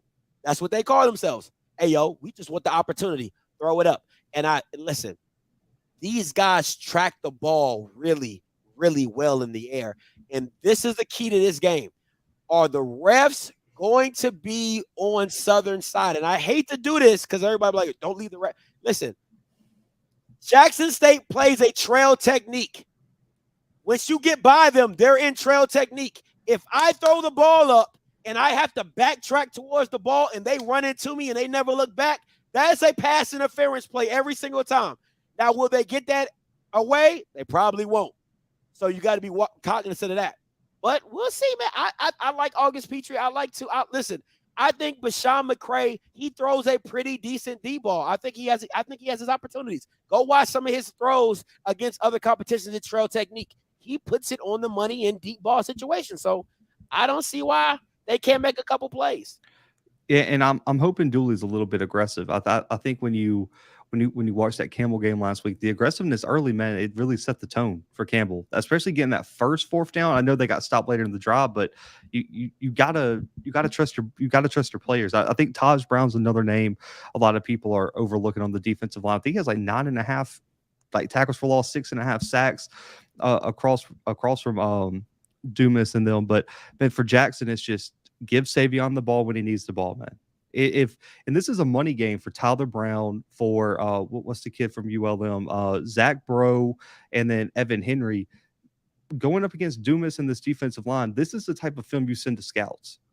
You got to communicate, man, and you got to be physical at the point of attack. And if Jackson State's able to establish the run, Scotty, man, it's going to make it real difficult for Southern. Super difficult. You got it. Whoever wins the line of scrimmage battle, in my opinion, wins the game. I think I like Southern's D line. Jackson State's offensive line does run block really well. I will give them that, man. That when they get going downhill, man, they can move people. And it's also, can Southern protect McCray? We saw what happened with Draylon Ellis when he got smacked a few times. Yeah, you want him to stay comfortable in the pocket. And if Niles Gaddy, those defensive ends, the defensive tackles with Devontae Davis and them, that anyway, if they get a few hits on McCray, man, it could wear on him. And so I think Southern's offensive line has to play one of their better games of the season, because they started out real hot against Alcorn, but you saw down the stretch, on crucial downs, they lost the line of scrimmage battle. That can't happen against Jackson State. You have to convert on third down and keep your offense ahead of the sticks against Jackson State. The thing and what frustrates me about fans is they're so emotional when it comes to their team, but it's like nobody is bigging up other team. We're just telling you what they do well, because that's the key when you're watching a football game. All right, what does the other team do well, or what would they want to do against your team? Right? What do you think will work against their team? If I came in here and says nothing Southern's going to do is going to work, that's not realistic. It's not realistic. Like it could happen that nothing works, but that's not realistic, because watching previous games, you see what they do very well. I'll be lying if I got on here and said August Petrie isn't a great deep ball. Listen, in the SWAC, there's not a few guys that track the ball. It's him and Malachi. That's it. Those are August Petrie and Malachi Wyman. Who else are great jump ball guys that track the ball at the high point? Shane Hooks ain't it. Because if you listen, them little one or two one-handed plays, like, no, that's not truly tracking the ball and high pointing it. No, he's not getting that from me. So the two best guys that do it, and Malachi does it at a very, very, very high level. And August Petrie also does it at a very high level. So I'm just saying there's not many guys that do that. So when you have one of those guys that do it, you just got to see if he can do it against the other team. That just is what it is. So, I mean, don't get in your feelings that people are like, oh, yeah, they got talent too. Like, wait. You are the only participant in the conference. Was that they ain't got talent? All participants are muted. I got a DM after the game and was like, so how about your PWI now? And I was like, I picked y'all to win. I was like, bro, I'm not a Campbell grad. Like, you'll have to hit me up and ask how I'm doing. Like I'm cool. Like, I picked y'all to win by double digits. Like I'm good. Like, that's the stupid stuff I be talking about. Like, that people be like, oh man, I'm like, bro, I picked Jackson. Oh, Scotty, I'm like, bro, I picked Jackson.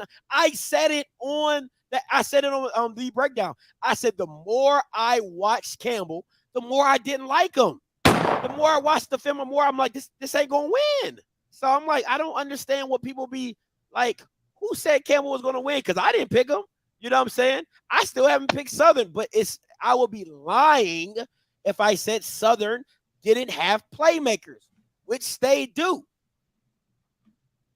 So I didn't get on the conference calls. Like my grandmother stays with me, so I take her to the doctor that morning. But I missed Dooley's press conference. Why didn't anyone ask about the health of the running backs? dude, it's the SWAC press conference. What you when it kills me, man. When is your best running back coming back? That should have been the first question. Corey Dillon? Yeah. Yeah. I think I talked to somebody from Southern, and dang, what they say? I think they say it's like a high ankle sprain or he messed up. Yeah, something. but because I asked Julie about him a few weeks ago, and he was like, "Oh man, he's gonna be a little bit." It was probably 4 or 5 weeks ago, and he was like, he'll be back. His injury is gonna take a little bit of time to come back from. But then like nobody has checked on it. I'm gonna probably text somebody today and see if I can. Yeah, I'm gonna get you an answer in a couple minutes. I'm gonna take a couple calls. I'm gonna text somebody. 4802 coming to you. Hey, what's going on, y'all? What's up, you? What's your name? Where you calling? It's Serve. It's you, Serve. Yeah. Calling from Huntsville. Hey, so y'all cover a lot of stuff, man. Great show as always. It's a lot of stuff, but I want to start with the MEAC games. I don't think either of those teams going to get upset, even though I would love to see it happen. I think South Carolina State and North Carolina Central win convincingly those two games. I want to talk about something I don't think y'all got a chance to speak on. Is I'm interested in seeing what UAPB's interim does as far as game planning against FAMU, because I don't think FAMU is like, that great this year. But of course they're beating everybody they're playing. I think it'll be interesting just to see what he does as far as attacking them and trying to stop them. I agree. And let's see. Go ahead. No, I agree. I don't think FAMU's that good, and I think if Don Treadwell calls a good game, they're beatable. Like, man, listen, a lot of people don't watch FAMU like intently. Their defense is not good. Like, I mean, Isaiah Major, like, I've never been an Isaiah Land fan. Blue can tell you that. Never been a fan. Isaiah Major's a stud. BJ Bowler's a stud. But overall, the scheme in which they run, I do not like it. And I think it's very susceptible for big plays. And if you got a big-time receiver to make plays. But, I mean, they put a lot of pressure on Isaiah Major to make a lot of plays in the middle, scraping and doing a lot of stuff. Like, I don't want to get because the people be like Aubrey Miller, but Isaiah Major, watch Isaiah Major's scheme and watch Aubrey Miller's scheme and tell me who has to work harder for their tackles. And I'll leave it at that. Yeah. Anything from you, Blue, about it? I'm just interested to see how the team responds to him, because when you look at interim head coaches, either it goes really bad, they don't win any games and it just kind of gets off the rails, or you see across college football where they start winning really, really out of nowhere. Because I believe 2 weeks ago, every interim head coach in college football but one had a winning record. And then the one that didn't played 2 top 10 teams. And so if UAPB gets on a roll, man, you got to think about it. This guy is auditioning for a job. And so if he can get the players to respond and they can keep winning, this is pretty much his job interview, is if he can pull off some wins. And a win against FAMU at their homecoming at Bragg will beat almost anything anyone else is going to say in the interview room this offseason, man. So just remember that. I like that. That's good. Yeah, exactly. Can I jump over to the next one quickly before I get to the Magic City and then the game of the week? Go ahead. You guys talked about what's that? Alcorn and Grambling. Grambling, I think they got a nice wide receiver 1. I liked what I saw from him. I want to see them get him more involved. Who? I think he's going to turn into a top player. What's the guy? What's the guy that kept on hitting at the end of the game? I can't think his last name. You talking about Rash, number 10? Yes. I really like his game. I think they got to get him more involved. About number 1. I'm about to say, no, sir, that boy is not good. That boy number 1 is not good. Well, go ahead. Number 10, yeah, Rash legit. He's been legit. Yeah. He all season he's been probably, due to the fact Maurice Washington has been hurt, he's probably been their best offensive weapon this season. Easily. Yeah, I want to see them get him more involved in that game. All right, I'm going to skip the rest of them and then I'm going to jump straight to the Classic. All right, so I don't have the confidence that I normally have going into it this year, and I'm sure y'all understand that. I think it's just a flat-out toss-up this time. So I like what Alabama State has. I think on paper they may be a little better. But the one thing I think we have going for us is balance and the actual confidence to, call a good game against them. So this one I don't know about, but I'm going to enjoy the atmosphere. I'm going to go out that tailgate, eat real good, All right. Appreciate the call, sir. Oh, last one. So the game of the week. I think Southern's got the best chance at making it ugly just because it's going to rain. I think they're going to have to blitz Shador and try to hit them hard. As far as offensively, the other thing is I think what I've noticed when I went back and watched Jackson State is Brent Bondoloni does not put the game on Shador's shoulder when the game is close. The ball is always going to Wilkerson when the game is close. So take that as you may, and I think that's probably the key to trying to get out of him at least. All right, man. Appreciate the call, sir. That last part, I think, is the only reason is because they're trying to milk the game. They're milking the clock. Yeah, I mean, if they were down, they're not handing the ball to Wilkerson, but they've never been down. They're eating the clock. So why would I? If you got to lead late in the game, run the football, bro. Like that, it's simple. It's simple, especially if they can't stop it. I'm gonna keep running to stop it. So I mean, I get what you're saying, but yeah, it just doesn't make football sense to put the ball in the air with Shador. And he hasn't been down, so you don't know what that looks like. So it is what it is. Coach Green coming to you. What up, guys? How y'all doing, man? What's good, man? Hey, this is my question for Blue. Blue, are you surprised what happened to Missouri State? No, yes and no. Okay, so am I surprised of how bad they've been? Yeah. Yes, but what happened is all their issues that everyone identified in the preseason have come to fruition, and they haven't been able to overcome them. I mean, that's what happens, man. When you have a glaring issue like offensive line, and people finally take advantage of it, all that talent at quarterback and wide receiver can only get you so far when teams figure out the weakness and you can't fix it. So I'm not super surprised. I mean, they had a brutal schedule anyway, but am I surprised that they're not even going to be in the conversation for the playoffs? Yeah, a little bit. But that shows you, man, that Bobby Petrino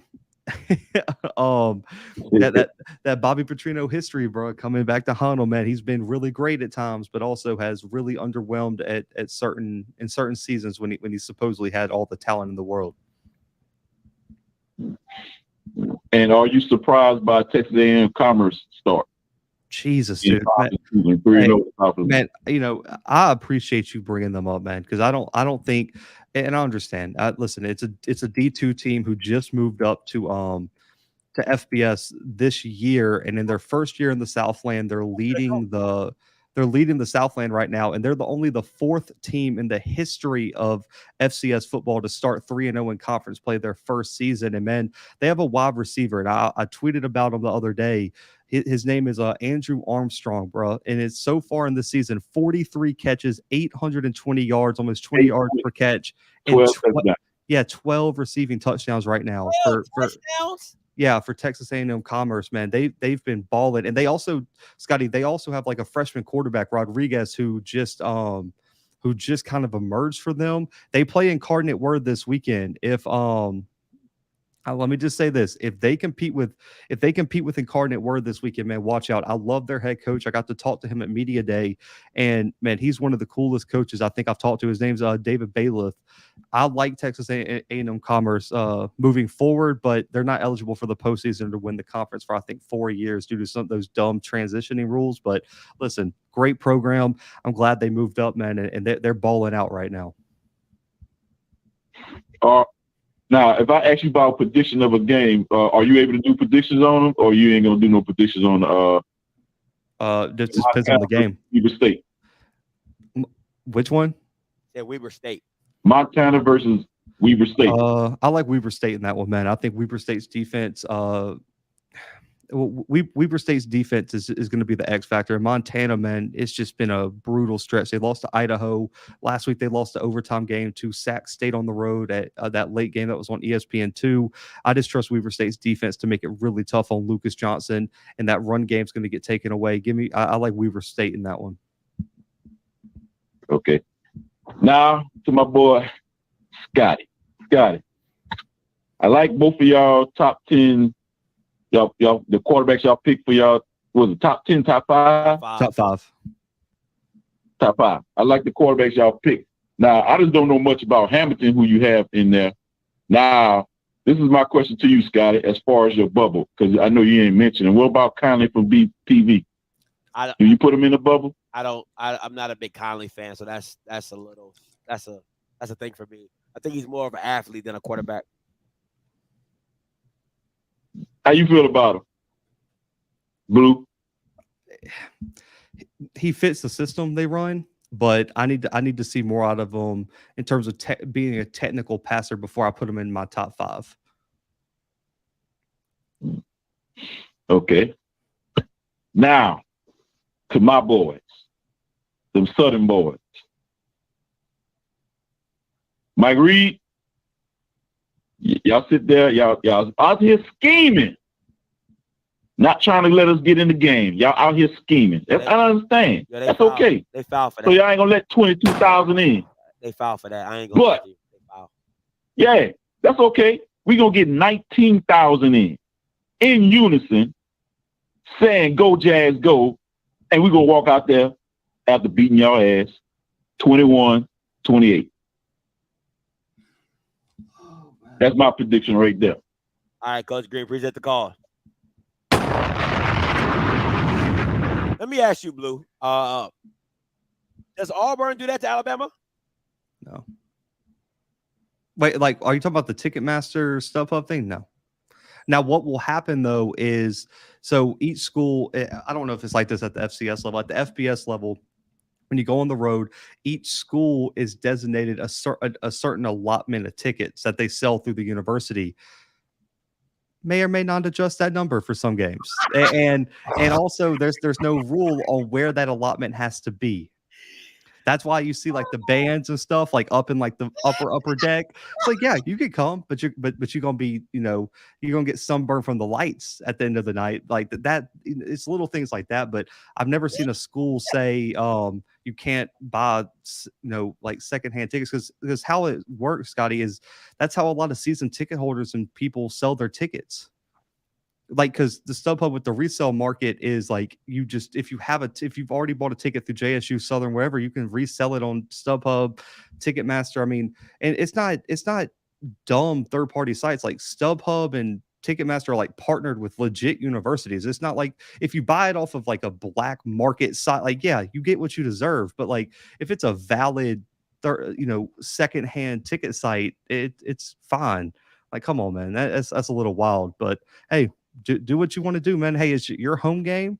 If you want more JSU fans, man, I'm all for it. Yeah, I think that's kind of messed up. But it's each his own. Hey, what's up, Mike? Coming to you. You live. Look, listen, Coach, I wouldn't even call us in to talk about that. But since you brought it up, Valley didn't have issues buying tickets. Grambling didn't have issues buying tickets. Campbell of 27 fans didn't have issues buying tickets. Hold on, Mike. Southern people are so... Hold on, Mike. What'd you say? Hold on, Mike. Jackson State did not do what they did to Grambling or Valley, posting that they had to buy their tickets through the Impact site, and that site is trash. But continue. Listen, Southern University, if you are too illiterate to type in GoJSUTigers.com, and just say that. They just say that. Nobody else had an issue buying tickets. Now all of a sudden it's an issue. Now all of a sudden it's an issue. And that's on this guy. I called in to talk about something totally different. Now, we know who's who in the SWAC. We know that right now. Because I already bought my ticket to the Celebration Bowl. So it's early in the MEAC conference schedule, so I'm peeping my head over there looking. So although South Carolina upset North Carolina Central, do you guys still seeing North Carolina Central coming out as the winner of the MEAC? And my second part of that question is, do you see a dark horse like Howard coming in and winning the conference? No. Did he say Howard? He said Howard. Yeah. Okay, I thought my internet broke up. I'm sorry. I just had to double check. He said Howard because I was like, wait, what? No, I think it comes down to South Carolina State and NCCU who slips up. You know what I'm saying? Because South Carolina State has the head-to-head. So if South Carolina State slips up, NCCU runs the table. You have that. They got to slip up twice because they got the tiebreaker. So they got to lose twice to Morgan, Delaware State, or Howard. Ain't happening. It's not happening. Yeah, South Carolina State is running to you. Listen, they might as well go ahead and make the poster. It's Jackson State versus South Carolina State in the Southern Nation Bowl. Because because Scotty, you know who I want. I want old Buddy Pugh. That's who I want in Atlanta. That's who he's gonna show up in his sweater vest with that nice little smile and be ready to shock the world again. Hey, listen, and if I'm Buddy Pugh, if you do beat me, it's only 1-1. It ain't nothing. It's not like you 2-0. You only 1-1. You know what I'm saying? So I ain't really tripping. Hey, Scotty, payback is sweet. If you ever had a taste of payback, you know it's sweet. I guess. But that's all I wanted. I'll let y'all get back to the show. Hey, I just want to talk about MEAC right quick. Hey, appreciate it, Mike. Let me see. 2698 coming to you. Hey, caller, you live. What up? What up, Scotty? What up, Blue? What's up, man? Hey, this Cortez from Jackson. Talk to me. All right, look, I got a question. It's an essay question, though, so I'm going to hop out. So, like, and don't think about it being delusional either. So, like, out of all the competition and all the things that you've seen Jackson play this season, if you could take one team and either tweak that one team, or if you could build a team based off all the competition they played, how would you be Jackson State? Say that again. All right. So, using everybody that Jackson saw this season, either you could take a team and tweak, like whether it's the coach, the O-line, the D-line, or you could just take something from each of the teams that they played to beat Jackson State. How would you do it? Oh, I love that. Hey, great question. I'll let you go.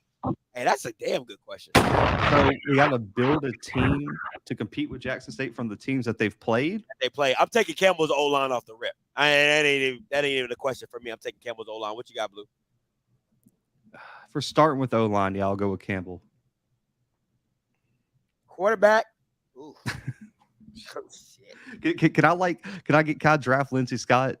Just no. can we just say they played Incarnate Word? Can I draft my guy Lindsey? Nah.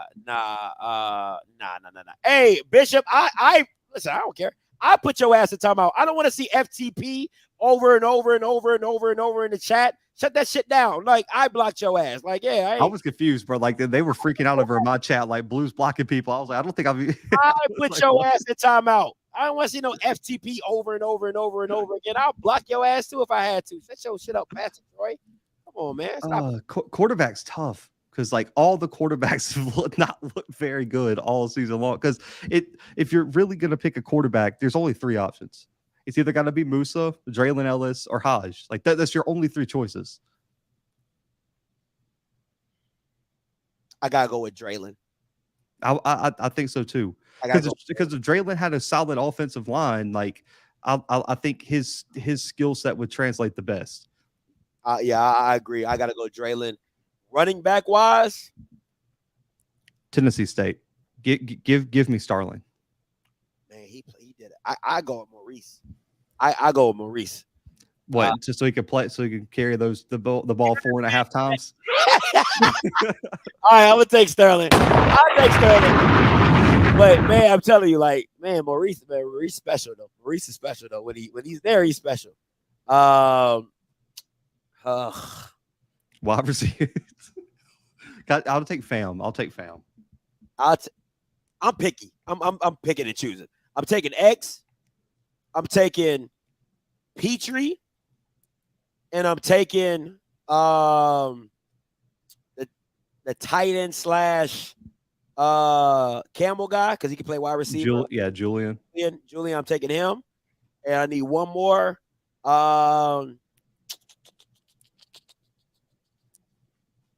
Give me Rash. I'll take Rash from Grambling. I really like him. So that's gonna be my 4 running back. Cool. Defensively, I'll take all Southern. I'll take Brevin Allen. I'll take Jonathan, and then give me Dumas. and give me They ain't played Southern yet. You can't pick Southern players. They ain't played Southern. They on the schedule. He said from teams they've played, bro. It is Thursday at 8:37. All right, give me Bubba, give me Brevin, give me Jonathan. Trying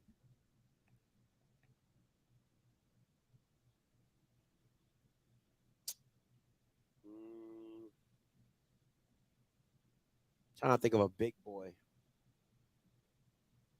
I can't think of another D tackle. Take the kid from the kid who got ejected for Tennessee State. Oh my God, that kid was killing. TD Patterson. Yeah, so TD because I would take the D line for Tennessee State. I would take linebackers for Alabama State and secondary. Campbell. You got to go with Campbell secondary. Yeah, because they played the best. So I would go Campbell secondary. Yeah, you got to give me Campbell secondary. So, but yeah, I definitely take Campbell secondary. But I'm taking Maddox. I don't care what no one like.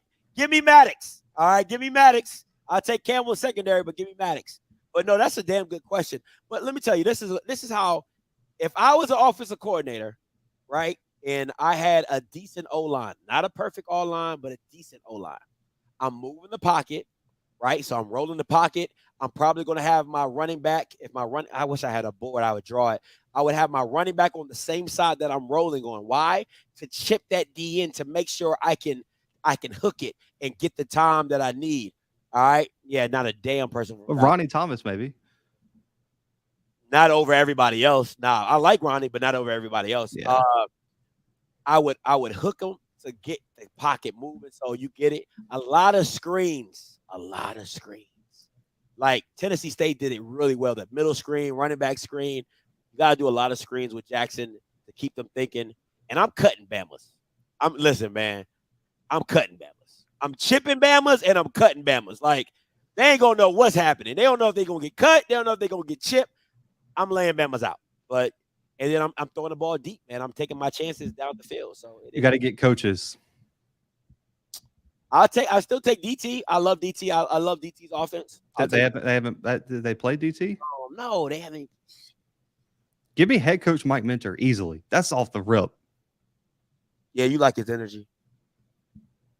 He was the only coach that didn't sound scared in his pregame press conference. Him or Eddie? I'll take the D coach from Campbell and Minter and OC. I'll take Hugh. He's the OC. He's the OC. Okay. I guess if we can move coaches around. No, he was the OC though. That's true. I guess technically he did call the plays. I feel that. So yeah, I feel that. I take Hugh as the OC. You know what I'm saying? Man, I don't even know who I would take as OC. All the offenses have played so bad. I don't. Okay, this is gonna be controversial. I don't even know his name off the top of my head. I'll take Tennessee State's OC. I thought he had a good man. They moved the ball at times until Draylen started getting hurt. And the receivers could not catch, bro. Yeah, so I like this play. So I'll go with Tennessee State's OC, Minter as the head coach, and then D coordinator Campbell. Yeah, I don't know because also the Alabama State D coordinator did his thing. Hey, that's real. Was it Doyle? Is that his name? No, or because they got a new one. Yeah, Antoine something, or that was Ryan. I don't know. Yeah, he was from Bethune. Yeah, he did pretty damn good. Yeah, so either one of those, I'll take either one. Yeah, I agree with you on that. Great question, Cortez. 8197 coming to you. What's up? What's up, Sky? What's your name? Where you calling? What's up, Blue? What's up, man? Hey, I got Tupac. Huh? I say it's Dante. I didn't know. I heard your voice. Okay, I got a Tupac question for you and Blue. All right, we just seen Jackson State offense in the rain against Tennessee State. So I know we straight with that. But do you think that Rashawn McCray can throw the deep ball in the rain? Was that really? It wasn't even really raining when the game played. Yeah, because it stopped raining pretty early. Within the 10-yard passing thing, we're gonna be all right. I will say though, if it is raining, it will affect both teams' ability to push the ball down the field. So I would say I would be worried about that. Ooh, your phone is staticky, bro. All right, is it better now? Yeah, go ahead.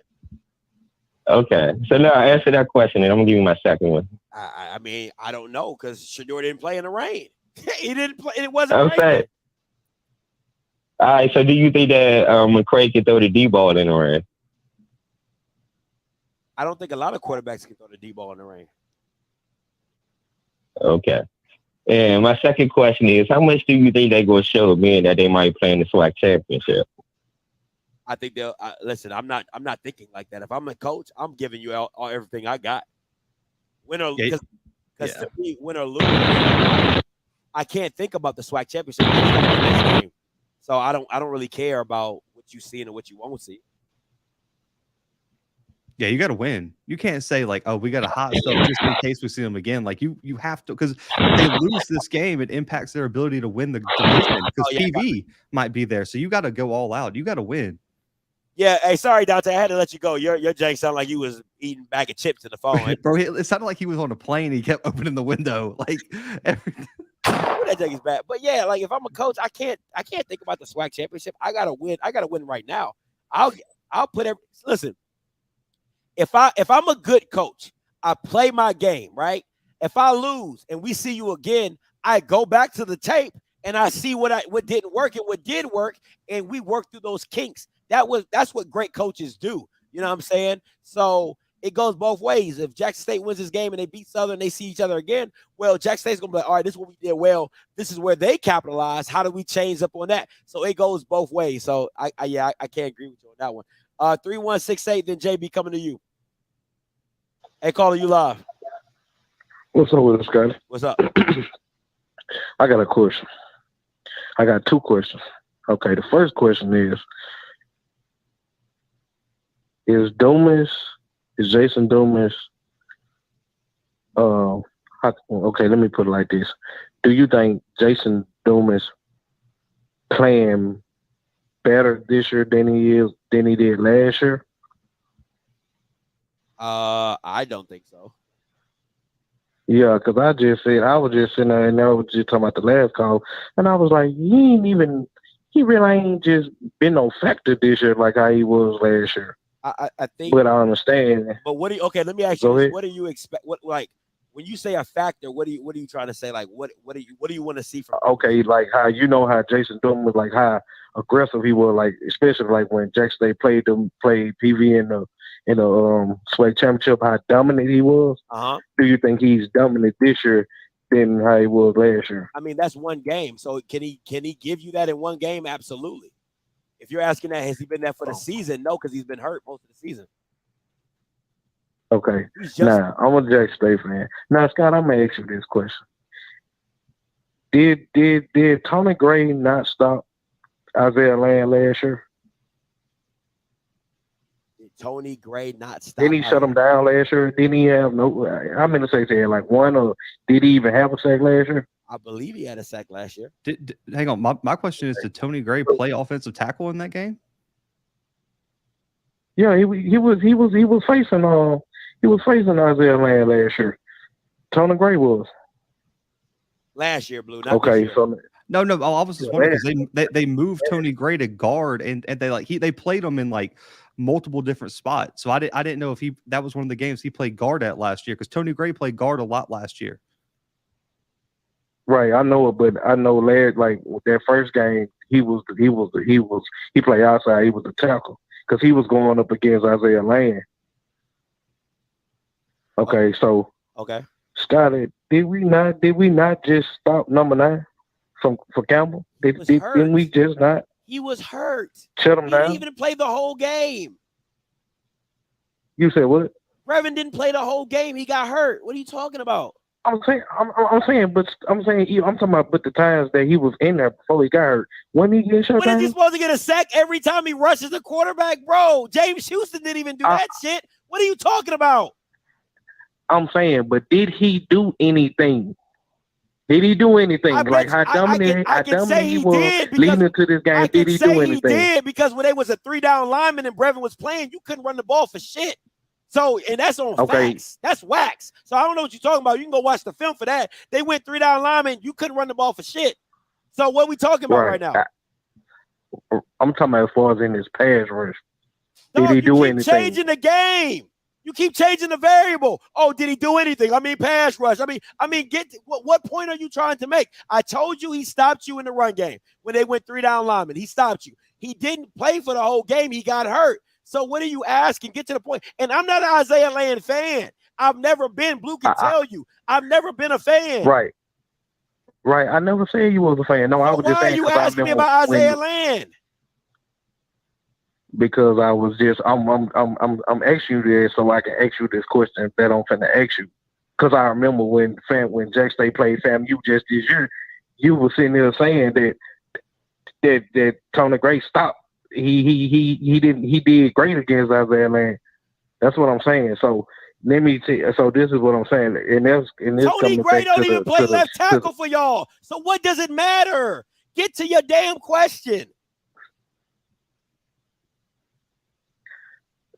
Bama's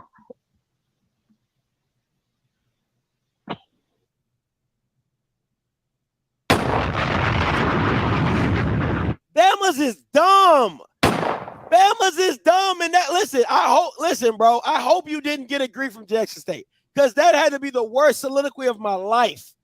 Right? You're bringing up Tony Gray. He doesn't even start for left tackle for you guys. So that's the null and void argument at that fact. You bring up Isaiah Land.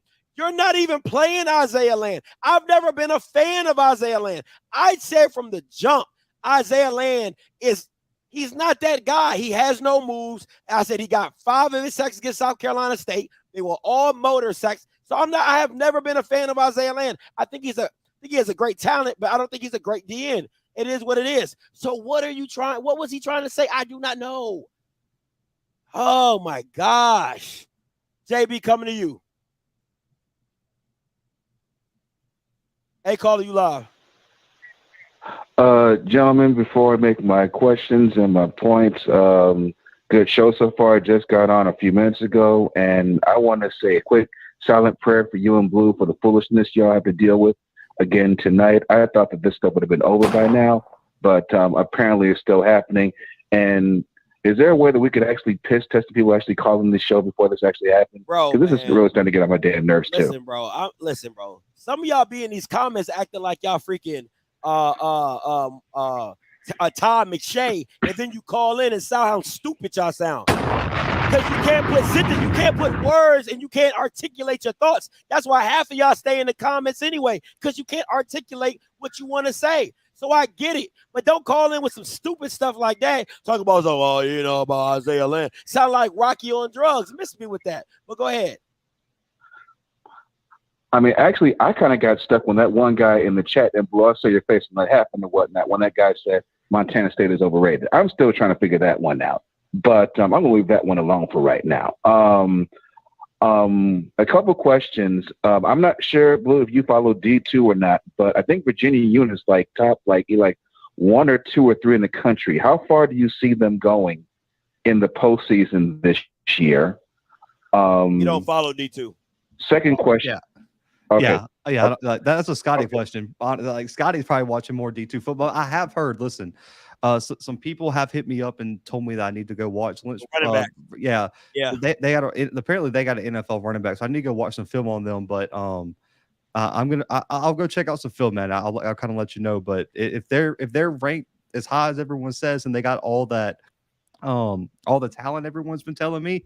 I mean, listen, who went and won it not too long ago? Was it Bowie went to the national championship not too long ago, right? Or no? They went to the quarterfinals. I think Bowie made it to the quarterfinals. They got won 2 games, and then they got beat in the quarters, I believe. And then Winston-Salem State won in the early 2010s or something like that. I know Winston-Salem State, they actually made the championship game. I think it was in the last 10 years. They played I believe. Yeah. Hold on, JB. Yeah. You fake Pastor Troy. Sure. Listen to me very close. Bishop, you fake Pastor Troy. You have never called into my show. You sit your dumb ass in these comments and you chat it up and you never call in. So miss me with this. You can out-articulate me because you never call in, Pastor Troy. So sit your dumb ass down. That should be killing me. And then you'll be right back in the comments doing all this tickety-tack. And my point exactly. So how can you articulate somebody? How can you out-articulate me when you don't call in? Listen, man, I ain't got time for it. I ain't got time for it. But go ahead.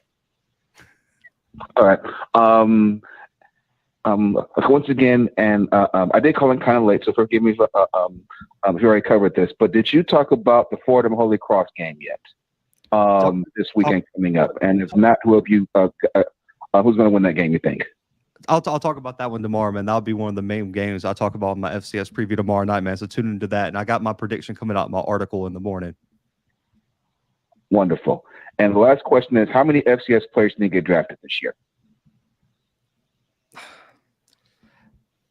Oh, it's October 27th. I can't give you like a bad. Specific, because here's the X factor is we don't know who's going to get Senior Bowl invites, who's going to get East West Shrine Game invites, all that kind of stuff. Also, who's going to go to the Legacy Bowl, all this. And so a lot of the draft grades for FCS guys, it's very important for them to show out in those games. When you look at Troy Anderson, you look at the kid from Chattanooga last year, you look at the guard from Southern last year in the Senior Bowl, like all of those guys got drafted based on what they did in postseason games. And so that will be important. But I do think right now, just off the top of my head, there are 20 plus guys who I think have the talent to be drafted from the FCS level right now. Gotcha. Okay, I'm looking forward to tomorrow night then, man, for your show. Thank you. And Scotty, please don't pop a blood vessel and grease with Campbell TV if you get a chance. Hey, no problem. Appreciate it. Listen, man, I hate doing this because Blue be simulcasting it on his channel and he don't really move like me, but y'all be pissing me off, like for real. The stuff that y'all be saying really be pissing me off, right? And then this Bama, Mark D. Why are you yelling at my? You fake Sinbad. If you don't listen, it doesn't sound very good. You don't gotta watch. Now you can watch Blue. Well, listen, we'll watch my boy Blue. All right, he's Mr. Calm, professional. I'm gonna hit you like you fake Sinbad. Don't get me with that. Do not hit me with that, bro. Stop it. Come on, man.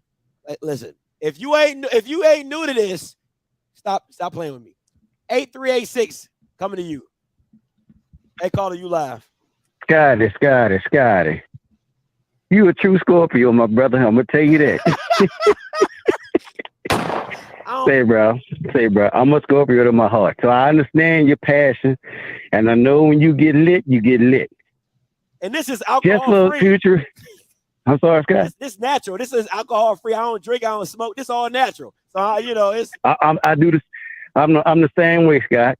When I'm focusing, especially when I got you nailed, I'm gonna drive you on down to the ground. But look, with your Alabama people, with your Mississippi people, you need to get on and get you a translator. Just get you somebody to help you interpret. Because if you listen to Mike when you have him on there, I don't know, his subject-verb agreement is bad. Real bad. So I'm sorry. Listen, I get Southern slang, I get Southern, like a Southern accent and stuff like that. So I get that. Like, I got family in the South. But when you just come in, sound like my man Mike got 2 degrees, a master and a bachelor. Right. So he gonna articulate Southern style. You know what I'm saying? But this dude didn't even know what he was talking about. But go ahead. Yeah. I get it. Sometimes, you talk with the fellas, but at some point you need to articulate, you be able to express yourself, especially if you have a complicated question that you need to make sure that you understand what I'm talking about. You need to be able to slow your mind down and say it right. Just say it right, and they can't even do it. Half of them, they can't.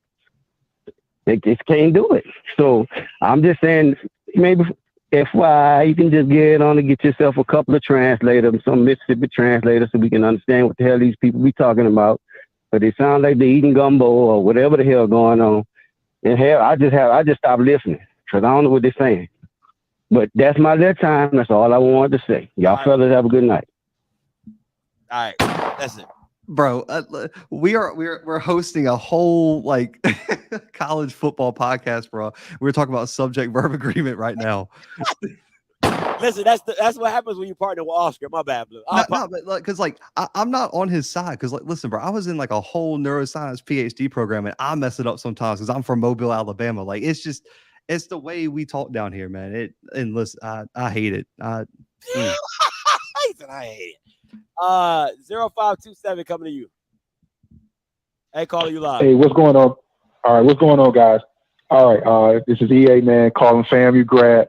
Listen to me. I don't know if you guys have talked about this, but I'm gonna tell you like this. Initially, maybe the first 5 weeks, I was definitely in the corner saying, "Hey, man, we are definitely not a playoff team." But if I look at the two losses coming to the number one team in the ACC, I think top 25 team. You're looking at Jackson State, top 5 in the FCS. And if we went out, okay, so that's with Southern, at Alabama State, and Cookman, do we have a good chance of getting in the playoffs, finishing 9-2? Okay, can you repeat the first question? Yeah, I was just saying that if we went out, okay, FAMU wins out and go 9-2, do we make the playoffs? Based on we look at our two losses and realize that we lost to a top 25 FBS school, and we also lost to a top 5 FCS school with our two losses. If we finish 9-2, will FAMU get in the playoffs? So right now, y'all wouldn't. If like the season ended today, I wouldn't have y'all in. It depends on the bubble. Okay, so here's some like situations just off the top of my head, man. Because I with the playoff bracket, I've been doing bracketologies. You've really got to write it all out because it's really minute things. You cannot have Fordham beat Holy Cross this weekend. If Fordham beats Holy Cross this weekend, Fordham's going to win the Patriot League, and the Patriot League is going to get 2 teams in. That's one bubble spot away from FAMU. You're also going to need the SoCon to kind of cannibalize itself. If Furman ends up sliding into that spot and the SoCon gets 3-4 teams in with Sanford, Mercer, and Chattanooga, with Furman being that 4th one, it's going to make it really hard for FAMU to get in. Also, the thing that's going to hurt FAMU is I don't see a situation where both Central and FAMU get in.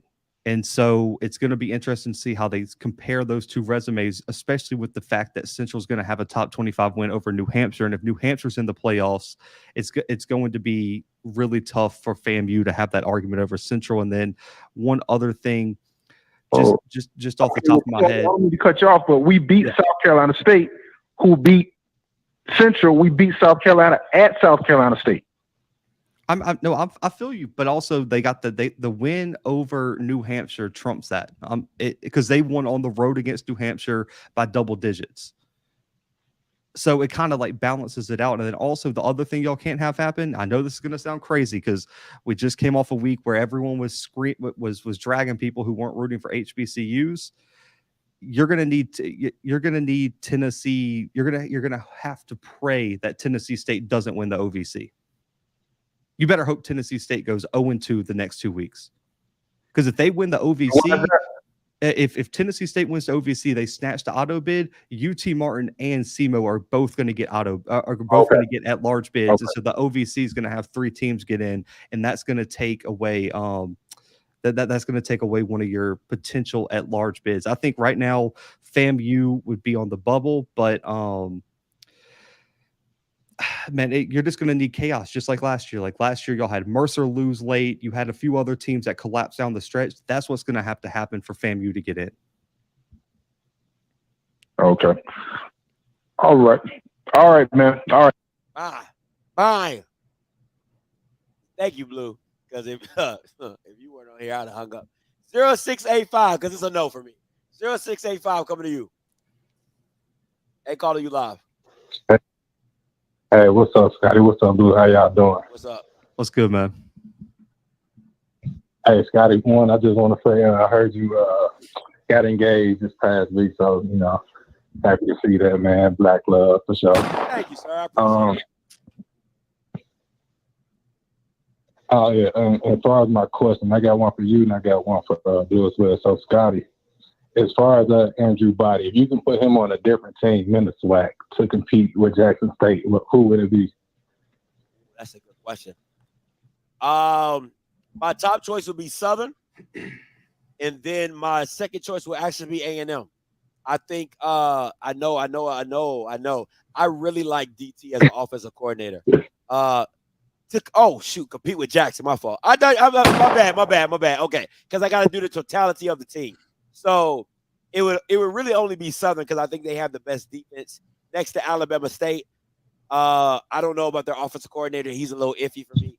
But Southern would be my go-to, and then Alabama State would be my second, because you got to think about defensively. So I need a team defensively that can compete. So yeah, it would be Southern, then Alabama State for me. But So what you think about Grambling? You don't think, because Grambling got a lot of, like you said earlier, Grambling has a lot of talent, but that quarterback is just god awful. I forget his name. I would need one more year to see defensively what they look like. Because Jackson kind of pulled away at the end of them, in the third and fourth quarter, they kind of ran away with it. So I would need to see one more year. But I'll say this. This is the thing for me. If you're talking about like how Akil Glass went crazy, like offensively, I would partner DT up with Andrew Body. And I'm not saying he will have Akil Glass stats. I'm not saying that. I'm just saying that the creativity that DT has when it comes to plays, I think it would benefit him offensively. Defensively, hey, he can't listen. Andrew Body don't make tackles. Okay, so that ain't it. But I would like him going to A&M just to kind of partner with DT. But DT goes to the XFL next year, so that won't happen. Got it. All right. Cool. I got a question for Blue as well. I'm not sure if he still feels this way, but I know I was watching this podcast maybe a couple weeks ago, and he had Incarnate Word ahead of Jackson State. But my question is to you, Blue. What do you make of the Southland Conference? Because I was just looking at the standings, and they got a D2 team, a team who came from D2 last year. Although they're pretty good, I played FCS football overnight, and I know Texas Commerce, they've been really, really good in D2 for the past 10 years or whatnot. But this is the thing. They have Northwestern State, who lost to Grambling by 25 points on top of their conference as well. So is the Southland, are they comparable to the SWAC as far as competition, or are they lower? It's always tough because I would lean the SWAC just due to the fact they got more teams too. And that's what I always tell people, bro. Like, look, because I forgot who it was. Someone on Twitter tweeted out and was like, the SWAC's got wins over this team. And this, it's like, bro, Northwestern State just got lucky that they played the 3 worst teams in the Southland first. Incarnate Word is going to beat them by 60 if they want. Southeastern Louisiana is going to beat them by 70 if they want. And Texas A&M Commerce is going to do the same thing. I think the 3 best teams in that conference are Incarnate Word, Texas A&M Commerce, and Southeast Louisiana. And Southeast Louisiana is going through the same growing pains that Alabama A&M is. Bro, they just lost a historically great quarterback. Replacing Cole Kelly is damn near impossible, man. And then on top of that, the replacement, Cephas Johnson, gets hurt. And so they're playing with the 3rd string quarterback, and they're still right on the verge of the top 25 and beat Incarnate Word with a Hail Mary. I did drop Incarnate Word below Jackson State, and it wasn't Incarnate Word's fault that they had to do this. I understand why they had to schedule a D2 team, but bro, if I penalize one, I try to be consistent with my rankings. If I penalize Central for playing D2 teams, I got to penalize Incarnate Word, so I dropped them to 10. That's real. So I'm always trying to be consistent with it. I do think Incarnate Word, though, is going to be a top 8 seed this year. I got them probably in the 7-8 slot because I see them winning out. And the one thing that's going to be interesting for Incarnate Word is due to that loss, Commerce beating Southeast Louisiana. If Incarnate Word beats Commerce and they all finish with 1 conference loss, Incarnate Word will probably win the random tiebreaker because that head-to-head loss with Southeastern Louisiana won't be the only thing that counts. Since it's a 3-way tie, they'll go to like the next level, which is like head-to-head competition and things like that. And I think Incarnate Word wins that tiebreaker. So if they can beat Commerce this weekend, they all finish with 1 conference loss, that helps Incarnate Word. But the Southland would be below the SWAC because they only got like a handful of teams right now. And outside of those top 3 teams, I don't think anyone's very good. Okay. As far as the Incarnate Word, how do you think they fare up as far as playoffs go? As far as the top 5, well, we know Jackson State probably won't be in it, but the Sac States, the Montana States, both Dakota schools. Do you think Incarnate Word can compete with those schools? Offensively, yeah. I mean, in the front 7, they've been really good. Chris Whitaker and that defense, and Cam Preston, that defensive line has played outstanding this year. The problem is what I'm always hesitant about, and this applies to like NBA playoffs and where it's like Scotty understands NFL playoffs, and where the teams that haven't been there in that moment don't know how to win in those big moments, if that makes sense. So like that's what makes the North Dakota States, the South, not even the South Dakota, the North Dakota States, the James Madisons, whoever, that's what makes them so special, is that they've done it at a high level and they understand what it takes to win in late November, early December. And for Incarnate Word, being a newer FCS team, they've never won in the playoffs, and it's different. Like people say it's different between regular season NBA and playoff NBA. It's the same way in the FCS playoffs. So that would be my concern. But I do think Incarnate Word this year, if everything goes right and they get a great draw and they get a seed, I wouldn't be surprised if they can make a run to the quarterfinals. And if they get a great matchup and play well, potentially even the semifinals. But I'm hard pressed right now with a first year head coach that they go and win the national championship. Got it. One last question. I'm sorry, I don't mean to be on here so long. I'm a SEMO grad or whatever, man. Do you think we can run off a few games in the playoffs this year? Yes, with the way with Paxton DeLawrence playing on top of Geno Hess being the best running back in FCS football, hell yeah. I think, and honestly, between us right now, I do think SEMO comes away with the OVC this year. You switching your pick, huh? Yeah, because I mean, I picked Tennessee State in the preseason, but based on the field performance, I'm not a believer in UT Martin. I think Tennessee State beats UT Martin, but Tennessee State's going to have to like SEMO's the only team in the country, FBS or FCS level, that is averaging, I think, 300 yards passing and like 150 plus yards rushing or something like that. I saw the other day. So, I mean, Geno Hess, like this comment says, he is a proven dog at the running back spot. So I like SEMO right now to probably win the OVC. Gotcha. Well, I ain't gonna hold too much of your time, man. Thanks for letting me join. Appreciate you, man. Thank you for the football question. Thank you. So Blue can show off the big brain. Thank you, because the foolishness that has been going on tonight. Last caller, 4897, coming to you. Hey, I made it. Hey, it's West Coast O calling in, and Blue Scotty told me to get to your show with my questions. I did. I kept looking for it. I must have missed it or something, but I'm back, and this time, Scotty, I'm going east to west. So first question, Blue, is on the Big South Conference. They get an automatic qualifier? Yes. They do. Yeah, every conference but the MEAC, SWAC, and Ivy League get an auto bid for the conference champion. And why is that? Why do the MEAC and what do those three conferences have in common that they don't get? Celebration Bowl, right? You don't say that for SWAC. The Celebration Bowl and the Ivy Leagues, let's just be honest, they're academic institutions. I mean, everyone's an academic institution, but like they're like academic institutions to like a hyper level that they want their students to be able to focus on finals and graduation. Like it's just a different level. And so Ivy Leagues don't care about the playoffs, and they would rather their students be there for final exams and things like that rather than traveling for the playoffs. And that's just a business decision on their end. Okay. All right. So this game in Greensboro Saturday. So A&T has to win it essentially to keep alive any bid to get in the FCS, right? Yes. A&T lose that game, that's it, right? Unless Campbell collapses down the stretch, which is not very likely. Okay. All right. And then before I leave that conference, man, given that those two schools are pulling out the conference, does the Big South and the MEAC, do you see anything there? Or like both of these conferences are on vapors, they kind of need each other.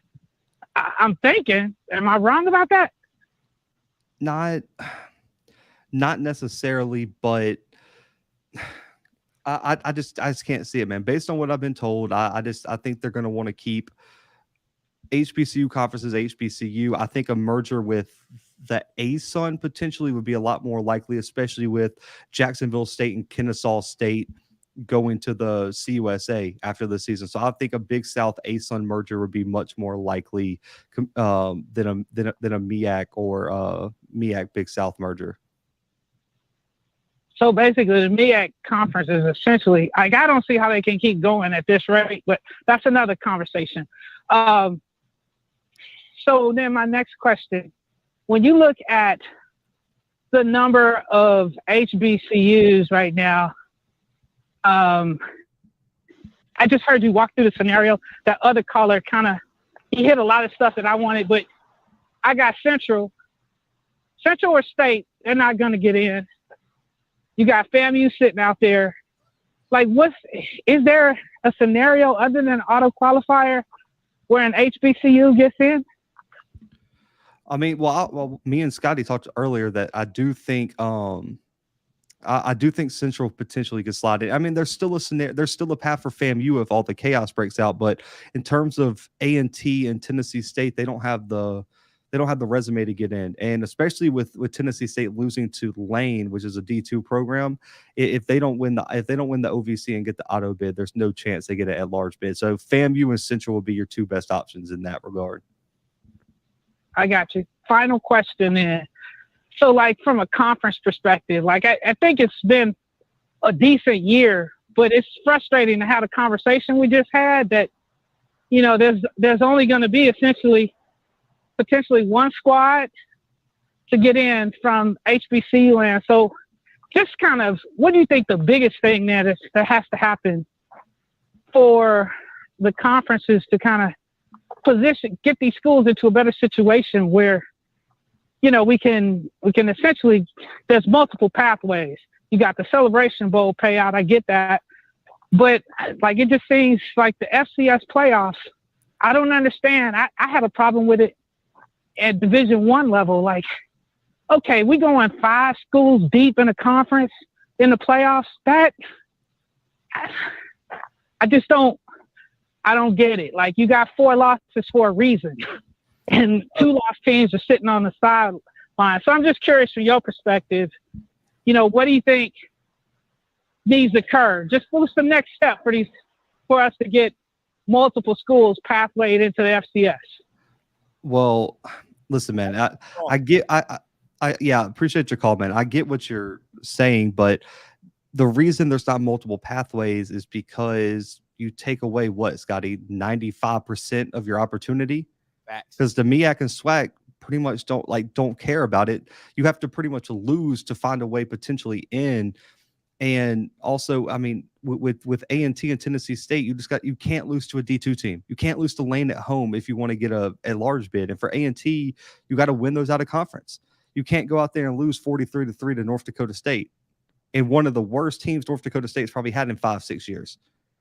So you can't, you definitely can't do that. And I think if you want multiple pathways, one, the playoffs has to make money, but as long as the SWAC and MEAC don't care about going, then there's nothing, like, I don't know, like, the NCAA can't do anything. Like, I don't know what you would want them to do. But in terms of like the teams with like 4 losses getting to the playoffs, man, I mean, you got to look at, so right now, Scotty, North Dakota's 4-3. Their losses are to Nebraska, a top 15 Southern Illinois team, and number 1 South Dakota State. And then they still play North Dakota State in the Fargo Dome, and they got 2 top 25 wins out of the 4 wins. It's like, is that a 4-loss team? Like, I'm sorry, like that, I would take a team like that over FAMU in the playoffs. It's like, eventually resumes have to matter at some point. And so just because you got to, like, you can't just be like, oh, well, this team has 2 losses, this team has 4, so the team with 2 losses is automatically better. Like, you got to actually analyze on like the records and their performances. You look at the analytics, you watch the film. So I disagree with that wholeheartedly. That's fair. All right, Blue, tell people what you got coming up. Yeah, man, FCS preview coming tomorrow night. I think I'm going live at like 7 or 8 p.m. tomorrow, man. I had to change it around due to travel, man, but we're covering all the games, taking live calls, all that good stuff. And this weekend I'll be at Elon, Delaware. You can, highlight tape, pictures, all that dropping after this weekend, man. Next week, I'm going to be up in Nashville again, covering Tennessee State SEMO next week. I'm excited to see Geno Hess in person. I'm excited to see a healthy Tennessee State team in person and actually get to see Tennessee State at home, man. So I'm hoping they show out, because if they beat Murray State this weekend, this game could be for the OVC. So I'm hoping I'm really hoping they show out in that game, man. But I'm really excited to go back and cover some Tennessee State, and I haven't got to see SEMO in person, so I'm pumped. All right, West Coast O, if you got any more questions, please direct all those questions to Blue tomorrow. What time was that, Blue? At 7 o'clock? Yes, 7 o'clock. 7 o'clock. Call into my man Blue Channel. He'll break all that stuff down. So all the questions that go in your furry little head that you just want to pop up and say, oh, what about this? Ask Blue. All right, definitely ask Blue. Listen, me and the lovely lady, we will be traveling tomorrow to Jackson. So you probably won't get too much from me. Yeah, and then I'll be at the game on Saturday. So, you know what I'm saying? It is what it is. I'm not doing a tailgate tour for Jackson and Southern. You know, talking to the boss, she just said, you know, she doesn't feel FAMU was still in the NBA. Man, looking real good right now. It'll be looking real good. Back-to-back Celebration Bowl. But because they beat South Carolina State. But yeah, I don't think I'm doing a tailgate tour. It's just a little too much hostility down there in Jackson and Southern. Be safe, bro. Yeah, Be safe. I ain't trying to. So I'm going to get in, get out, and do what I do. All right, but listen, guys, I'll catch you guys next time on Saturday. Catch Blue on Friday, 7 o'clock. And listen, until next time, you know what I'm going to do. I'm going to holler. God bless.